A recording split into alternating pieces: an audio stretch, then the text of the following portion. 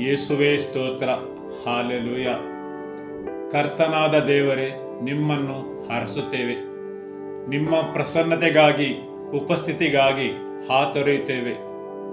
ನಿಮಗೆ ಮೆಚ್ಚುವ, ನಿಮಗೆ ಯೋಗ್ಯವಾದ ಆರಾಧನೆಯನ್ನು ಮಾಡಲು, ನಿಮ್ಮ ಉಪಸ್ಥಿತಿಯನ್ನು ಗೌರವಿಸಲು, ಅದಕ್ಕೆ ಬೇಕಾದ ಬೆಲೆಯನ್ನು ತೆರೆಯಲು ಬೇಕಾದ ಕೃಪೆಯನ್ನು ನೀಡಿರಿ ತಂದೆಯೇ. ನೀವು ಸಿದ್ಧ ಮಾಡಿರುವ ಆ ಹೊಸತನದಲ್ಲಿ ನಾವು ಭಾಗಿಯಾಗಲು ಮತ್ತು ಸದಾ ಸಿದ್ಧರಿರಲು ಬೇಕಾದ ಕೃಪೆಯನ್ನು ನೀಡಿರೆಂದು ಯೇಸುವಿನ ನಾಮದಲ್ಲಿ ಬೇಡುತ್ತೇವೆ ತಂದೆಯೇ. ಆಮೆನ್. ಯೆಹೋವನೇ, ನಿನ್ನ ಕಟ್ಟಳೆಗಳ ಮಾರ್ಗವನ್ನು ನನಗೆ ಉಪದೇಶಿಸು. ಕಡೆಯವರೆಗೂ ಅದನ್ನೇ ಅನುಸರಿಸಿ ನಡೆಯುವೆನು. ನನಗೆ ತಿಳುವಳಿಕೆಯನ್ನು ದಯಪಾಲಿಸು. ಆಗ ನಿನ್ನ ಧರ್ಮಶಾಸ್ತ್ರವನ್ನು ಪೂರ್ಣ ಮನಸ್ಸಿನಿಂದ ಕೈಕೊಂಡು ನಡೆಯುವೆನು. ನಿನ್ನ ಆಜ್ಞಾ ಮಾರ್ಗದಲ್ಲಿ ನನ್ನನ್ನು ನಡೆಸು, ಅದೇ ನನ್ನ ಇಷ್ಟ. ನನ್ನ ಮನಸ್ಸನ್ನು ದ್ರವ್ಯಶೆಗಲ್ಲ, ನಿನ್ನ ಕಟ್ಟಳೆಗಳ ಕಡೆಗೆ ತಿರುಗಿಸು. ವ್ಯರ್ಥ ಕಾರ್ಯಗಳಲ್ಲಿ ದೃಷ್ಟಿಡದಂತೆ ನನ್ನನ್ನು ಕಾಪಾಡು. ನಿನ್ನ ಮಾರ್ಗದಲ್ಲಿ ನಡೆಯುವಂತೆ ನನ್ನನ್ನು ಚೈತನ್ಯಗೊಳಿಸು. ನಿನ್ನಲ್ಲಿ ಭಯಭಕ್ತಿಯುಳ್ಳವರಿಗಾಗಿ ನೀನು ಮಾಡಿದ ವಾಗ್ದಾನಗಳನ್ನು ನಿನ್ನ ಸೇವಕನ ವಿಷಯದಲ್ಲಿ ನೆರವೇರಿಸು ತಂದೆ. ಆಮೆನ್. ಹಾಲೆಲೂಯ.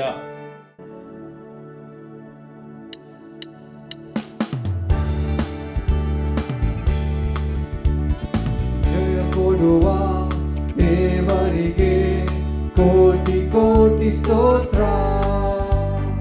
ಜೀವನಿರುವ ಯೇಸು ರಾಜನಿಗೆ ಎಂದೆಂದಿಗೂ ಸ್ತೋತ್ರ. ಜಯ ಕೊಡುವ ದೇವರಿಗೆ ಕೋಟಿ ಕೋಟಿ ಸ್ತೋತ್ರ. ಜೀವನಿರುವ ಯೇಸು ರಾಜನಿಗೆ ಎಂದೆಂದಿಗೂ ಸ್ತೋತ್ರ. ಹಾಲೆಲೂಯ ಹಾಲೆಲೂಯ ಹಾಡುವೆ, ಆನಂದ ಧ್ವನಿಯಿಂದ ಹೊಗಳುವೆ. ಹಾಲೆಲೂಯ ಹಾಲೆಲೂಯ ಹಾಡುವೆ, ಆನಂದ ಧ್ವನಿಯಿಂದ ಹೊಗಳುವೆ. ನೀತಿಯ ಹಸ್ತದಿ ಸಹಿಸಿ ನಡೆಸುವ, ನೀತಿಯ ಹಸ್ತದಿ ಸಹಿಸಿ ನಡೆಸುವ ಕರ್ತನೇ. ಕರ್ತನೇ ನನ್ನ ಬಲವು, ಹೆದರೆನು ಎಂದಿಗೂ. ಕರ್ತನೇ ನನ್ನ ಬಲವು, ಹೆದರೆನು ಎಂದಿಗೂ. ಜಯ ಕೊಡುವ, ಜಯ ಕೊಡುವ ದೇವರಿಗೆ ಕೋಟಿ ಕೋಟಿ ಸ್ತೋತ್ರ. ಜೀವನಿರುವ ಯೇಸು ರಾಜನಿಗೆ ಎಂದೆಂದಿಗೂ ಸ್ತೋತ್ರ. ಜಯ ಕೊಡುವ ದೇವರಿಗೆ ಕೋಟಿ ಕೋಟಿ ಸ್ತೋತ್ರ. ಜೀವನಿರುವ ಯೇಸು ರಾಜನಿಗೆ ಎಂದೆಂದಿಗೂ ಸ್ತೋತ್ರ. ಹಾಲೆಲೂಯ ಹಾಲೆಲೂಯ ಹಾಲೆಲೂಯ ಹಾಡುವೆ, ಆನಂದ ಧ್ವನಿಯಿಂದ ಹೊಗಳುವೆ. ಹಾಲೆಲೂಯ ಹಾಲೆಲೂಯ ಹಾಡುವೆ, ಆನಂದ ಧ್ವನಿಯಿಂದ ಹೊಗಳುವೆ. ನೀತಿಯ ಹಸ್ತದಿ ಸಹಿಸಿ ನಡೆಸುವ, ನೀತಿಯ ಹಸ್ತದಿ ಸಹಿಸಿ ನಡೆಸುವ ಕರ್ತನೇ. ಕರ್ತನೇ ನನ್ನ ಬಲವು, ಹೆದರೆನು ಎಂದಿಗೂ. ಕರ್ತನೇ ನನ್ನ ಬಲವು, ಹೆದರೆನು ಎಂದಿಗೂ. ಜಯ ಕೊಡುವ, ಜಯ ಕೊಡುವ ದೇವರಿಗೆ ಕೋಟಿ ಕೋಟಿ ಸ್ತೋತ್ರ. ಜೀವನಿಡುವ ಯೇಸು ರಾಜನಿಗೆ ಎಂದೆಂದಿಗೂ ಸ್ತೋತ್ರ. ಜಯ ಕೊಡುವ ದೇವರಿಗೆ ಕೋಟಿ ಕೋಟಿ ಸ್ತೋತ್ರ. ಜೀವನಿಡುವ ಯೇಸು ರಾಜನಿಗೆ ಎಂದೆಂದಿಗೂ ಸ್ತೋತ್ರ. ಯೇಸುವೇ ನಿಮಗೆ ಆರಾಧನೆ, ಓ ಯೇಸುವೇ ನಿಮಗೆ ವಂದನೆ.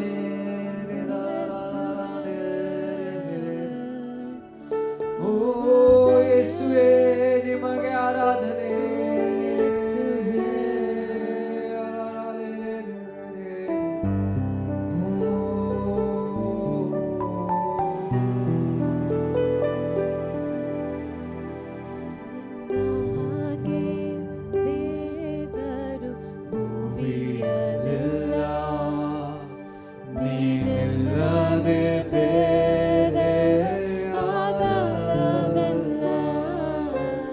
ನಿನ್ನ ಪ್ರಿಯನಾಗಿ ನಾ ನೆಲೆಗೊಳ್ಳುವೆ.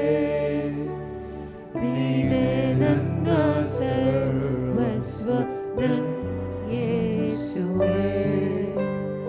ನಿನ್ನ ಹಾಗೆ ದೇವರು ಭುವಿಯಲ್ಲೆಲ್ಲ, ನೀನಿಲ್ಲದೆ ಬೇರೆ ಆಧಾರವಿಲ್ಲ. ನಿನ್ನ ಪ್ರಿಯನಾಗಿ ನಾ ನೆಲೆಗೊಳ್ಳುವೆ. ನೀನೇ ನನ್ನ ಸರ್ವಸ್ವ ನನ್ನ ಯೇಸುವೇ. ಆರಾಧನೆ ನಿಮಗೆ, ಆರಾಧನೆ ನನ್ನ ಯೇಸುವೇ. ನಿಮಗೆ ಆರಾಧನೆ, ಆರಾಧನೆ ನಿಮಗೆ, ಆರಾಧನೆ ನನ್ನ ಯೇಸುವೇ. ನಿಮಗೆ ಆರಾಧನೆ. ನನ್ನೆಲ್ಲವನ್ನೂ ನಾ ಸಮರ್ಪಿಸುವೆ. ಶುದ್ಧೀಕರಿಸು ನಿನ್ನ ವಾಕ್ಯದಿಂದಲೇ. ನಿನ್ನ ಚಿತ್ತದಂತೆ ನನ್ನ ನಡೆಸು ನೀ. ಪವಿತ್ರಾತ್ಮನಿಂದ ನನ್ನ ತುಂಬಿಸು ನೀ.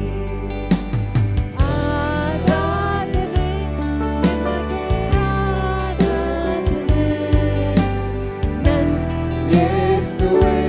ನಿಮಗೆ ಆರಾಧನೆ, ಆರಾಧನೆ ನಿಮಗೆ, ಆರಾಧನೆ ನನ್ನ ಯೇಸುವೇ.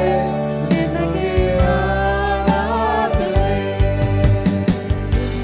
ಮಾರ್ಗದಲ್ಲಿ ನಾನು ನಡೆಯಲು ಮಾರ್ಗದರ್ಶಿಯಾಗಿ ನನ್ನ ನೀ ನಡೆಸು. ನಂಬಿಕೆಯಲ್ಲಿ ನಾ ದೃಢವಾಗಲು ಕ್ರಿಸ್ತನೆಂಬ ಬಂಡೆ ಮೇಲೆ ನನ್ನ ನಿಲ್ಲಿಸು. ಆರಾಧನೆ ನಿಮಗೆ, ಆರಾಧನೆ ನನ್ನ ಯೇಸುವೇ. ನಿಮಗೆ ಆರಾಧನೆ, ಆರಾಧನೆ ನಿಮಗೆ, ಆರಾಧನೆ ನನ್ನ ಯೇಸುವೇ.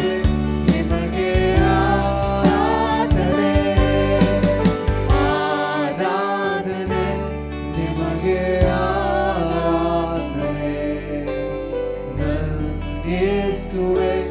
ನಿಮಗೆ ಆರಾಧನೆ.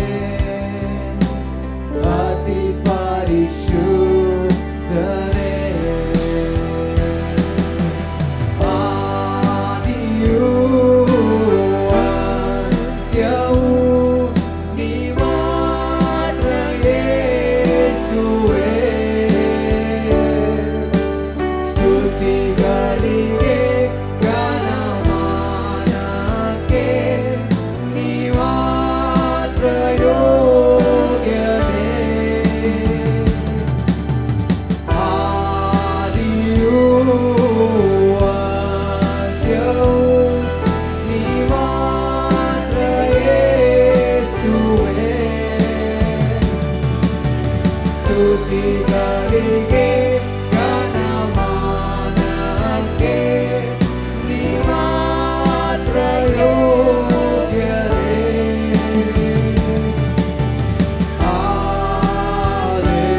ಹಾಲೆಲೂಯಾ,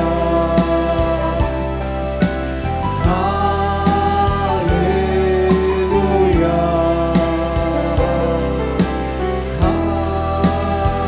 ಹಾಲೆಲೂಯಾ,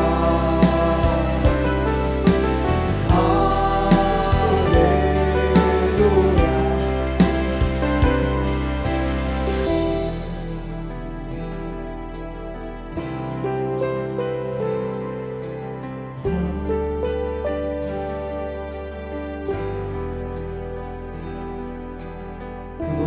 ತುತ್ತೂರಿಯ ಶಬ್ದದೊಡನೆ ಮೇಘಗಳೊಂದಿಗೆ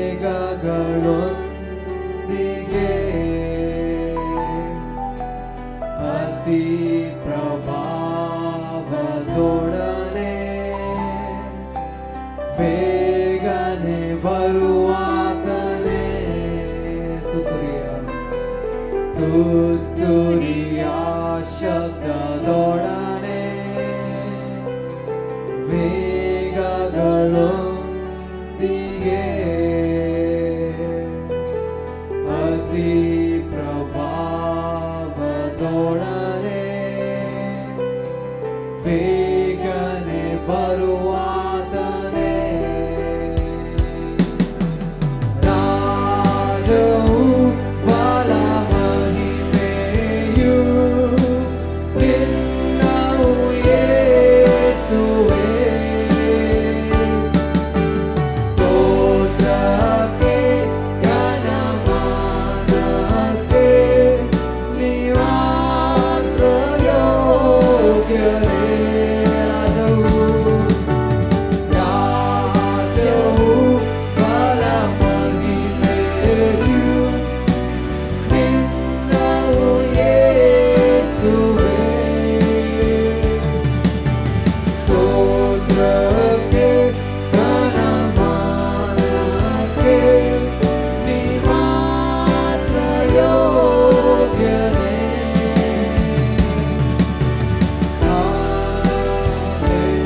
ಹಾಲೆಲೂಯಾ,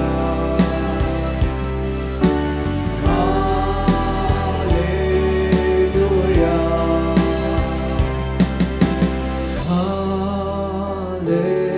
ಹಾಲೆಲೂಯಾ,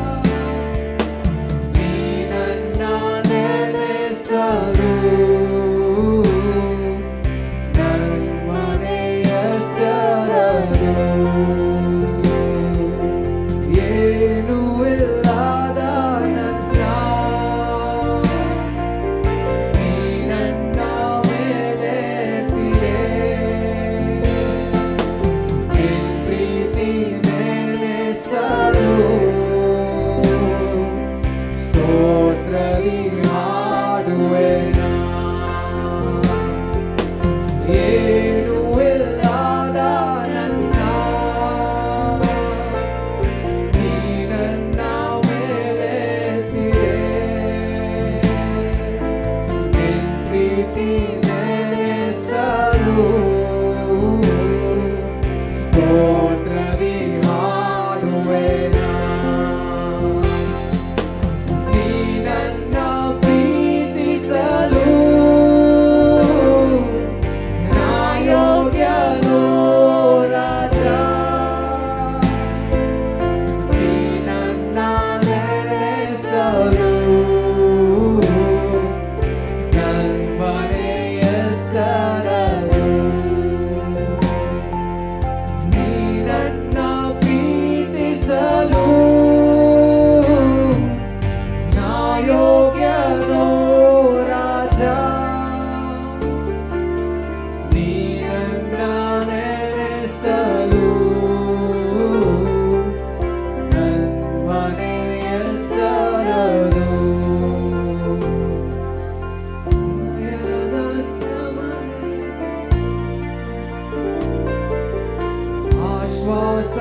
ಆಶ್ವಾಸವಾದೆ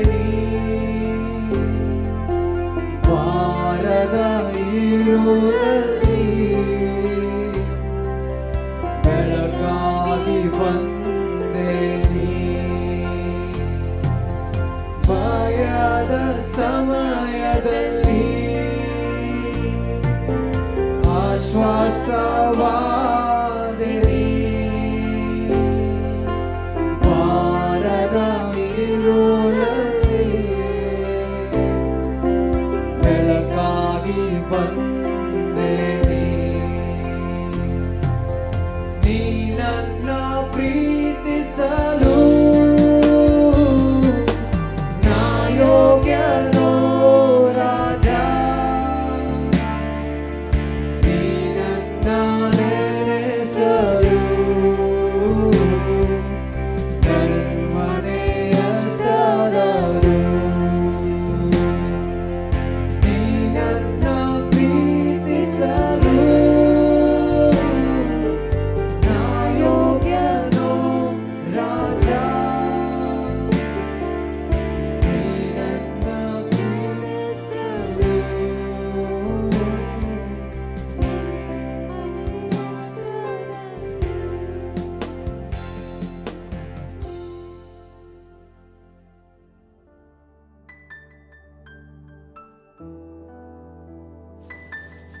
ಯೇಸುವೇ ಸ್ತೋತ್ರ. ಹಾಲೆಲೂಯ. ಕರ್ತನಾದ ತಂದೆಯೇ, ಇವತ್ತಿನ ನಿಮ್ಮ ವಾಕ್ಯವನ್ನು ಆಲಿಸಲು, ನಂಬಲು ಮತ್ತು ಅದರ ಪ್ರಕಾರ ಜೀವಿಸಲು ಬೇಕಾದ ಕೃಪೆಯನ್ನು ನೀಡಿರೆಂದು ಬೇಡುತ್ತೇವೆ ಯೇಸುವಿನ ನಾಮದಲ್ಲಿ. ಆಮೆನ್. ಹಾಲೆಲೂಯ. ಈಗ ಇವತ್ತಿನ ದೇವರ ವಾಕ್ಯವನ್ನು ಕೇಳುವ. 1 ಸಾಮುವೇಲನು ಅಧ್ಯಾಯ 7 ವಾಕ್ಯ 1ರಿಂದ. ಆಗ ಕಿರ್ಯಾತಯಿರಿಮಿನವರು ಬಂದು ಯೆಹೋವನ ಮಂಜೂಷವನ್ನು ತೆಗೆದುಕೊಂಡು ಹೋಗಿ ಗುಡ್ಡದ ಮೇಲೆ ವಾಸವಾಗಿದ್ದ ಅಭಿನಾದಬನ ಮನೆಯಲ್ಲಿಟ್ಟು ಅವನ ಮಗನಾದ ಎಲ್ಲಾಜಾರನನ್ನು ಅದರ ಸೇವೆಗೋಸ್ಕರ ಪ್ರತಿಷ್ಠಿಸಿದರು. ಮಂಜೂಷವು ಕಿರ್ಯಾತಯಿಮಿಗೆ ಬಂದು ಬಹಳ ದಿವಸಗಳೆಂದರೆ 20 ವರ್ಷಗಳು ಕಳೆದು ಹೋದವು. ಈ ಕಾಲದಲ್ಲಿ ಎಲ್ಲ ಇಸ್ರಾಯೇಲರು ಯೆಹೋವನನ್ನೇ ಹಂಬಲಿಸುತ್ತಿದ್ದರು. ಆಮೆನ್. ಇಲ್ಲಿ ದೇವರ ವಾಕ್ಯವು ಹೇಳುತ್ತದೆ ಯೆಹೋವನ ಮಂಜೂಷದ ಬಗ್ಗೆ. ಫಿಲಿಷ್ಟಿಯರು ಸೆರೆ ಹಿಡಿದ ಯೆಹೋವನ ಮಂಜೂಷವನ್ನು ಯೆರೂಸಲೇಮಿಗೆ ಹಿಂತಿರುಗಿ ಕಳಿಸುವ ಸಮಯದಲ್ಲಿ ಯೆಹೋವನ ಮಂಜೂಷ ಎಂದರೇನು? ವಿಮೋಚನಾ ಕಾಂಡ ಅಧ್ಯಾಯ 25 ವಾಕ್ಯ 22. ಅಲ್ಲಿಯೇ ನಾನು ನಿನಗೆ ದರ್ಶನವನ್ನು ಕೊಡುವೆನು.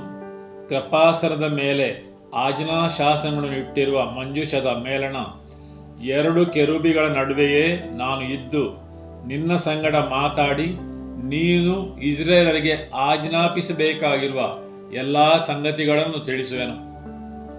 ಹಾಲೆಲೂಯ. ಅಲ್ಲಿಯೇ ನಾನು ನಿನಗೆ ದರ್ಶನವನ್ನು ಕೊಡುವೆನು. ಅಂದರೆ ಅದು ದರ್ಶನವನ್ನು ನೀಡುವ ಸ್ಥಳ.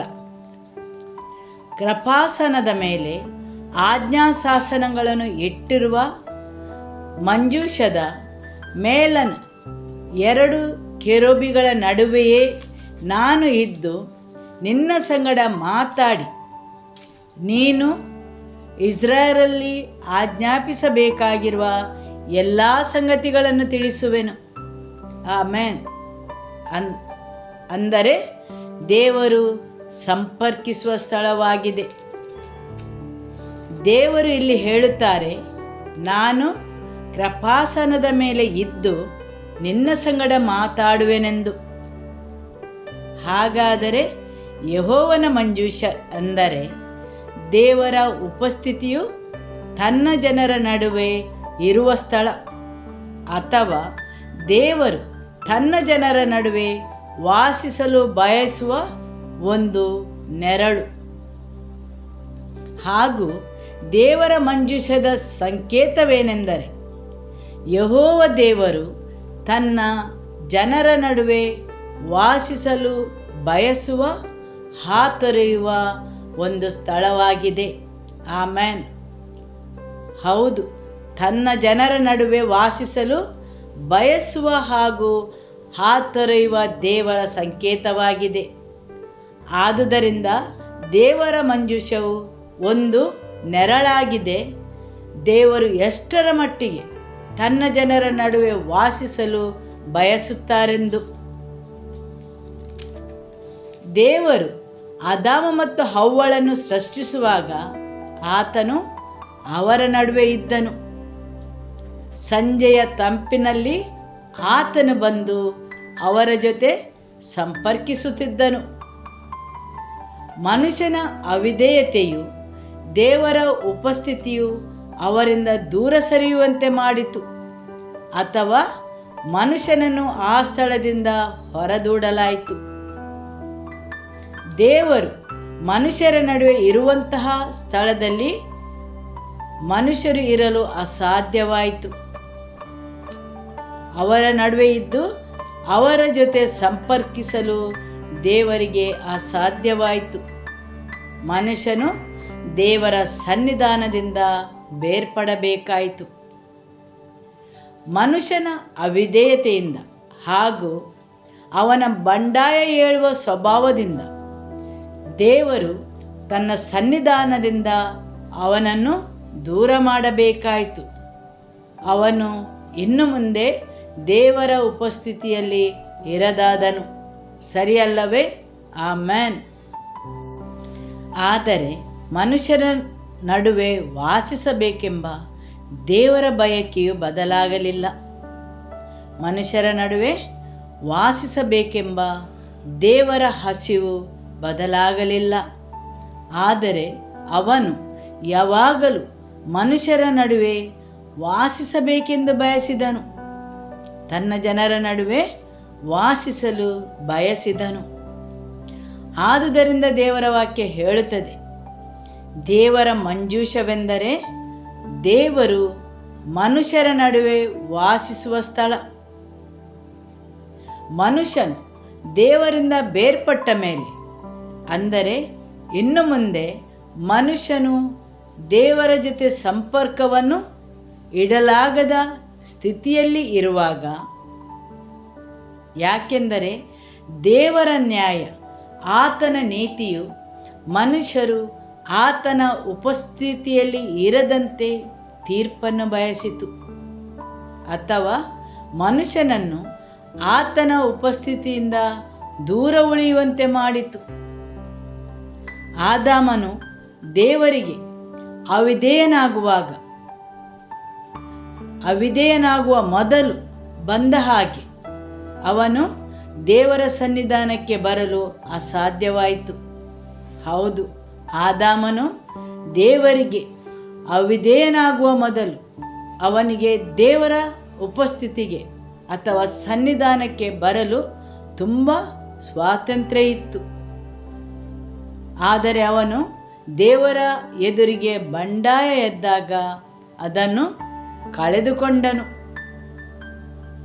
ಆದರೆ ದೇವರ ಬಯಕೆಯು ತನ್ನ ಸೃಷ್ಟಿ ಜೊತೆ ಇರಲು ಮುಂದುವರಿಯಿತು. ತನ್ನ ಸೃಷ್ಟಿಯ ಜೊತೆ ವಾಸಿಸುವ ಬಯಕೆ ತುಂಬ ಅಮೂಲ್ಯವಾದ ಸ್ಥಾನ. ಏದೆನ್ ತೋಟದಿಂದ ಮನುಷ್ಯನು ಹೊರಬಿದ್ದ ನಂತರ ಸಹ ದೇವರು ಮನುಷ್ಯನ ನಡುವೆ ವಾಸಿಸಲು ಬಯಸಿದನು, ಹಾತೊರೆದನು. ಹೌದು, ನಂತರ ನಾವು ನೋಡುತ್ತೇವೆ ದೇವರು ಅಬ್ರಹಾಮನನ್ನು ಭೇಟಿಯಾಗುವುದು. ಸೈತಾನನಿಗೆ ಈ ಭೂಲೋಕದ ಅಧಿಕಾರವು ದೊರಕಿದ ಮೇಲೆ ಅವನು ತನ್ನಿಂದಾಗುವ ಎಲ್ಲ ಪ್ರಯತ್ನವನ್ನು ಮಾಡುತ್ತಾನೆ. ಮನುಷ್ಯನು ಮತ್ತು ದೇವರು ಎಂದೆಂದಿಗೂ ಬೇರ್ಪಡುವಂತೆ. ಹೌದು, ಈ ಭೂಲೋಕದಲ್ಲಿ ಮನುಷ್ಯನ ಪಾಪವು ತುಂಬಿ ತುಳುಕುತ್ತಿತ್ತು. ಆದುದರಿಂದ ದೇವರ ನ್ಯಾಯವು ಮನುಷ್ಯರನ್ನು ನಾಶ ಮಾಡುವ ಬೇಡಿಕೆಯನ್ನಿಟ್ಟಿತು.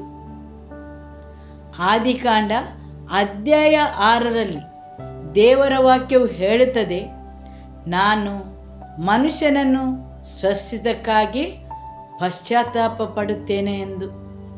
ಯಾಕೆಂದರೆ ಮನುಷ್ಯನು ಬೇರೆ ಬೇರೆ ಆತ್ಮಗಳ ಜೊತೆ ಸಂಪರ್ಕವನ್ನು ಇಡಲು ಪ್ರಾರಂಭಿಸಿದನು. ಅವುಗಳು ದೇವರಿಂದ ಬಂದವುಗಳಲ್ಲ, ಅವುಗಳು ದೇವರ ಉಪಸ್ಥಿತಿಯಿಂದ ಬಿದ್ದ ದೇವದೂತರಾಗಿದ್ದವು. ಆದುದರಿಂದ ದೇವರ ಕೋಪವು ಭೂಲೋಕದಲ್ಲಿದ್ದ ತನ್ನ ಸೃಷ್ಟಿಯ ಮೇಲೆ ಇಳಿಯಿತು. ಹಾಗೂ ದೇವರು ಆ ಭ್ರಷ್ಟ ರಕ್ತವನ್ನು ನಾಶ ಮಾಡಬೇಕಾಯಿತು. ಪ್ರತಿಯೊಂದು ಮನುಷ್ಯ ಪೀಳಿಗೆಯು ಭ್ರಷ್ಟಗೊಂಡಿತ್ತು. ಅವರ ರಕ್ತವು ದೇವರ ಉಪಸ್ಥಿತಿಯಿಂದ ಬಿದ್ದ ದೇವದೂತರಿಂದಾಗಿ ಭ್ರಷ್ಟಗೊಂಡಿತ್ತು. ಆದುದರಿಂದ ಆ ರಕ್ತವನ್ನು ಭೂಲೋಕದ ಮೇಲಿಂದ ನಾಶಗೊಳಿಸಬೇಕಾಯಿತು. ಆದರೂ ಮನುಷ್ಯರ ನಡುವೆ ವಾಸಿಸುವ ದೇವರ ಇಚ್ಛೆಯು ಮುಂದುವರಿಯಿತು. ಆದುದರಿಂದ ಆತನು ಅಬ್ರಹಾಮನನ್ನು ಕರೆದನು, ಒಂದು ದೇಶವು ಹೊರಹೊಮ್ಮುವಂತೆ ಮಾಡಿದನು. ಆ ದೇಶದಿಂದ ಪುನಃ ಒಮ್ಮೆ ತಾನು ವಾಸಿಸಲು, ತನ್ನ ಜನರ ನಡುವೆ ವಾಸಿಸಲು ಸಾಧ್ಯವಾಗುವಂತೆ ಜನರನ್ನು ಸಿದ್ಧಪಡಿಸುತ್ತಾನೆ. ಆತನಿಗೋಸ್ಕರ ವಿಶೇಷ ನಿಧಿಯಾದಂಥ ಜನರನ್ನು ಆರಿಸುತ್ತಾನೆ. ಈ ಭೂಲೋಕದಿಂದ ಆಯ್ಕೆ ಮಾಡಿದ ಜನರು, ತಾನು ಅವರ ನಡುವೆ ವಾಸಿಸಲು ಸಾಧ್ಯವಾಗುವಂಥ ಜನರು. ಹಾಗೂ ದೇವರು ಈ ಜನರನ್ನು ತನ್ನ ಸ್ವಂತ ವಿಶೇಷವಾದ ನಿಧಿಯೆಂದು ಕರೆಯುತ್ತಾರೆ. ತನ್ನ ಬೆಲೆಯ ಸ್ಥಾನ. ದೇವರು ಅವರನ್ನು ಕರೆದು ಹೊರಗೆ ತರುತ್ತಾರೆ ಮತ್ತು ಮೋಸೆಗೆ ಆತನು ಆಜ್ಞಾಪಿಸುತ್ತಾನೆ ತನಗೊಂದು ಮಂಜೂಷವನ್ನು ಕಟ್ಟಲು. ದೇವರು ಅದಕ್ಕೆ ಬೇಕಾದ ಅಳತೆಯನ್ನು ನೀಡುತ್ತಾರೆ. ಅದೊಂದು ಆಯತಾಕಾರದ ಪೆಟ್ಟಿಗೆ. ಅದರ ಸಂಕೇತವೇನೆಂದರೆ ದೇವರ ಉಪಸ್ಥಿತಿಯು ಮನುಷ್ಯನ ಜೊತೆ ಇದೆಯೆಂದು ತಿಳಿಯುವ ನೆರಳಾಗಿದೆ. ಆಮೆನ್. ಇಬ್ರಿಯರಿಗೆ ಅಧ್ಯಾಯ 9 ವಾಕ್ಯ 4. ಅದರಲ್ಲಿ ಚಿನ್ನದ ಧೂಪಾರತಿ, ಒಳಗೂ ಹೊರಗೂ ಚಿನ್ನದ ತಗಡನ್ನು ಮಡಾಯಿಸಿದ್ದರು. ಹೌದು, ಒಡಂಬಡಿಕೆಯ ಮಂಜೂಷವನ್ನು, ಚಿನ್ನದ ತಗಡನ್ನು ಒಳಗೂ ಹೊರಗೂ ಮಡಾಯಿಸಿದ್ದರು. ಅದರ ಸಂಕೇತವೆಂದರೆ ಎಂದಿಗೂ ಭ್ರಷ್ಟಗೊಳ್ಳದ ದೇವರ ಉಪಸ್ಥಿತಿ. ಚಿನ್ನ ಒಂದು ಲೋಹ ಮಾತ್ರ ಎಂದಿಗೂ ಕಲುಷಿತಗೊಳ್ಳುವುದಿಲ್ಲ ಅಥವಾ ಕ್ಷಯವಾಗಿ ಹೋಗುವುದಿಲ್ಲ. ಎಂದಿಗೂ ಕಲುಷಿತಗೊಳ್ಳದ ಲೋಹದಿಂದ ಮಂಜೂಷದ ಪೆಟ್ಟಿಗೆಯನ್ನು ಮುಚ್ಚಿದ್ದರು. ಆ ಮಂಜೂಷದೊಳಗೆ ಮನ್ನಾ ಇಟ್ಟಿದ್ದ ಚಿನ್ನದ ಪಾತ್ರೆಯು, ಹೌದು, ಆ ಮಂಜೂಷದ ಒಳಗೆ ಒಂದು ಚಿನ್ನದ ಪಾತ್ರೆ ಇತ್ತು. ಆ ಚಿನ್ನದ ಪಾತ್ರೆ ಒಳಗೆ ಏನಿತ್ತು? ದೇವರು ಮೋಸೆಗೆ ತೆಗೆದಿಡಲು ಆಜ್ಞಾಪಿಸಿದ ಮನ್ನಾ ಅದರೊಳಗಿತ್ತು. ಹೌದು, ಒಂದು ಪೆಟ್ಟಿಗೆ ಚಿನ್ನದ ತಗಡಿನಿಂದ ಮುಚ್ಚಲ್ಪಟ್ಟಿತ್ತು. ಆ ಪೆಟ್ಟಿಗೆ ಒಳಗೆ ಒಂದು ಚಿನ್ನದ ಪಾತ್ರೆ ಮತ್ತು ಅದರೊಳಗೆ ಮನ್ನವನ್ನಿಟ್ಟಿದ್ದರು. ಇದು ಯಾವುದರ ಸಂಕೇತವಾಗಿದೆ? ದೇವರ ವಾಕ್ಯವನ್ನು ಮುಂದುವರಿಸುವ ಆರೋನನ ಚಿಗುರಿದ ಕೋಲು, ಒಡಂಬಡಿಕೆ ಬರೆದಿದ್ದ ಕಲ್ಲಿನ ಹಲಗೆಗಳೂ ಇದ್ದವು. ಆಮೆನ್. ಹೌದು, ಅಲ್ಲಿ ಆರೋನನ ಚಿಗುರಿದ ಕೋಲು ಇತ್ತು. ಒಂದು ಸತ್ತ ಕೋಲು, ಭೂಮಿಯ ಯಾವುದೇ ಭಾಗಕ್ಕೆ ಹೊಂದಿಕೊಳ್ಳದೆ ಇದ್ದಂತಹದು.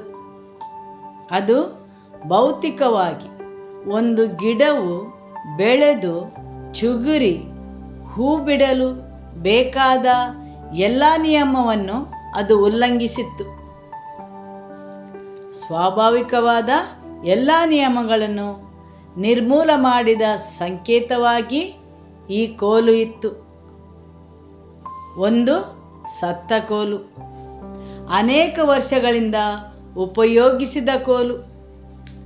ಬಾದಾಮಿ ಮರದಿಂದ ಹಲವು ವರ್ಷಗಳ ಮೊದಲು ಕತ್ತರಿಸಿದ ಆ ಕೋಲು, ಆರೋನನು ಅದನ್ನು ಹಿಡಿದುಕೊಂಡಿದ್ದನು.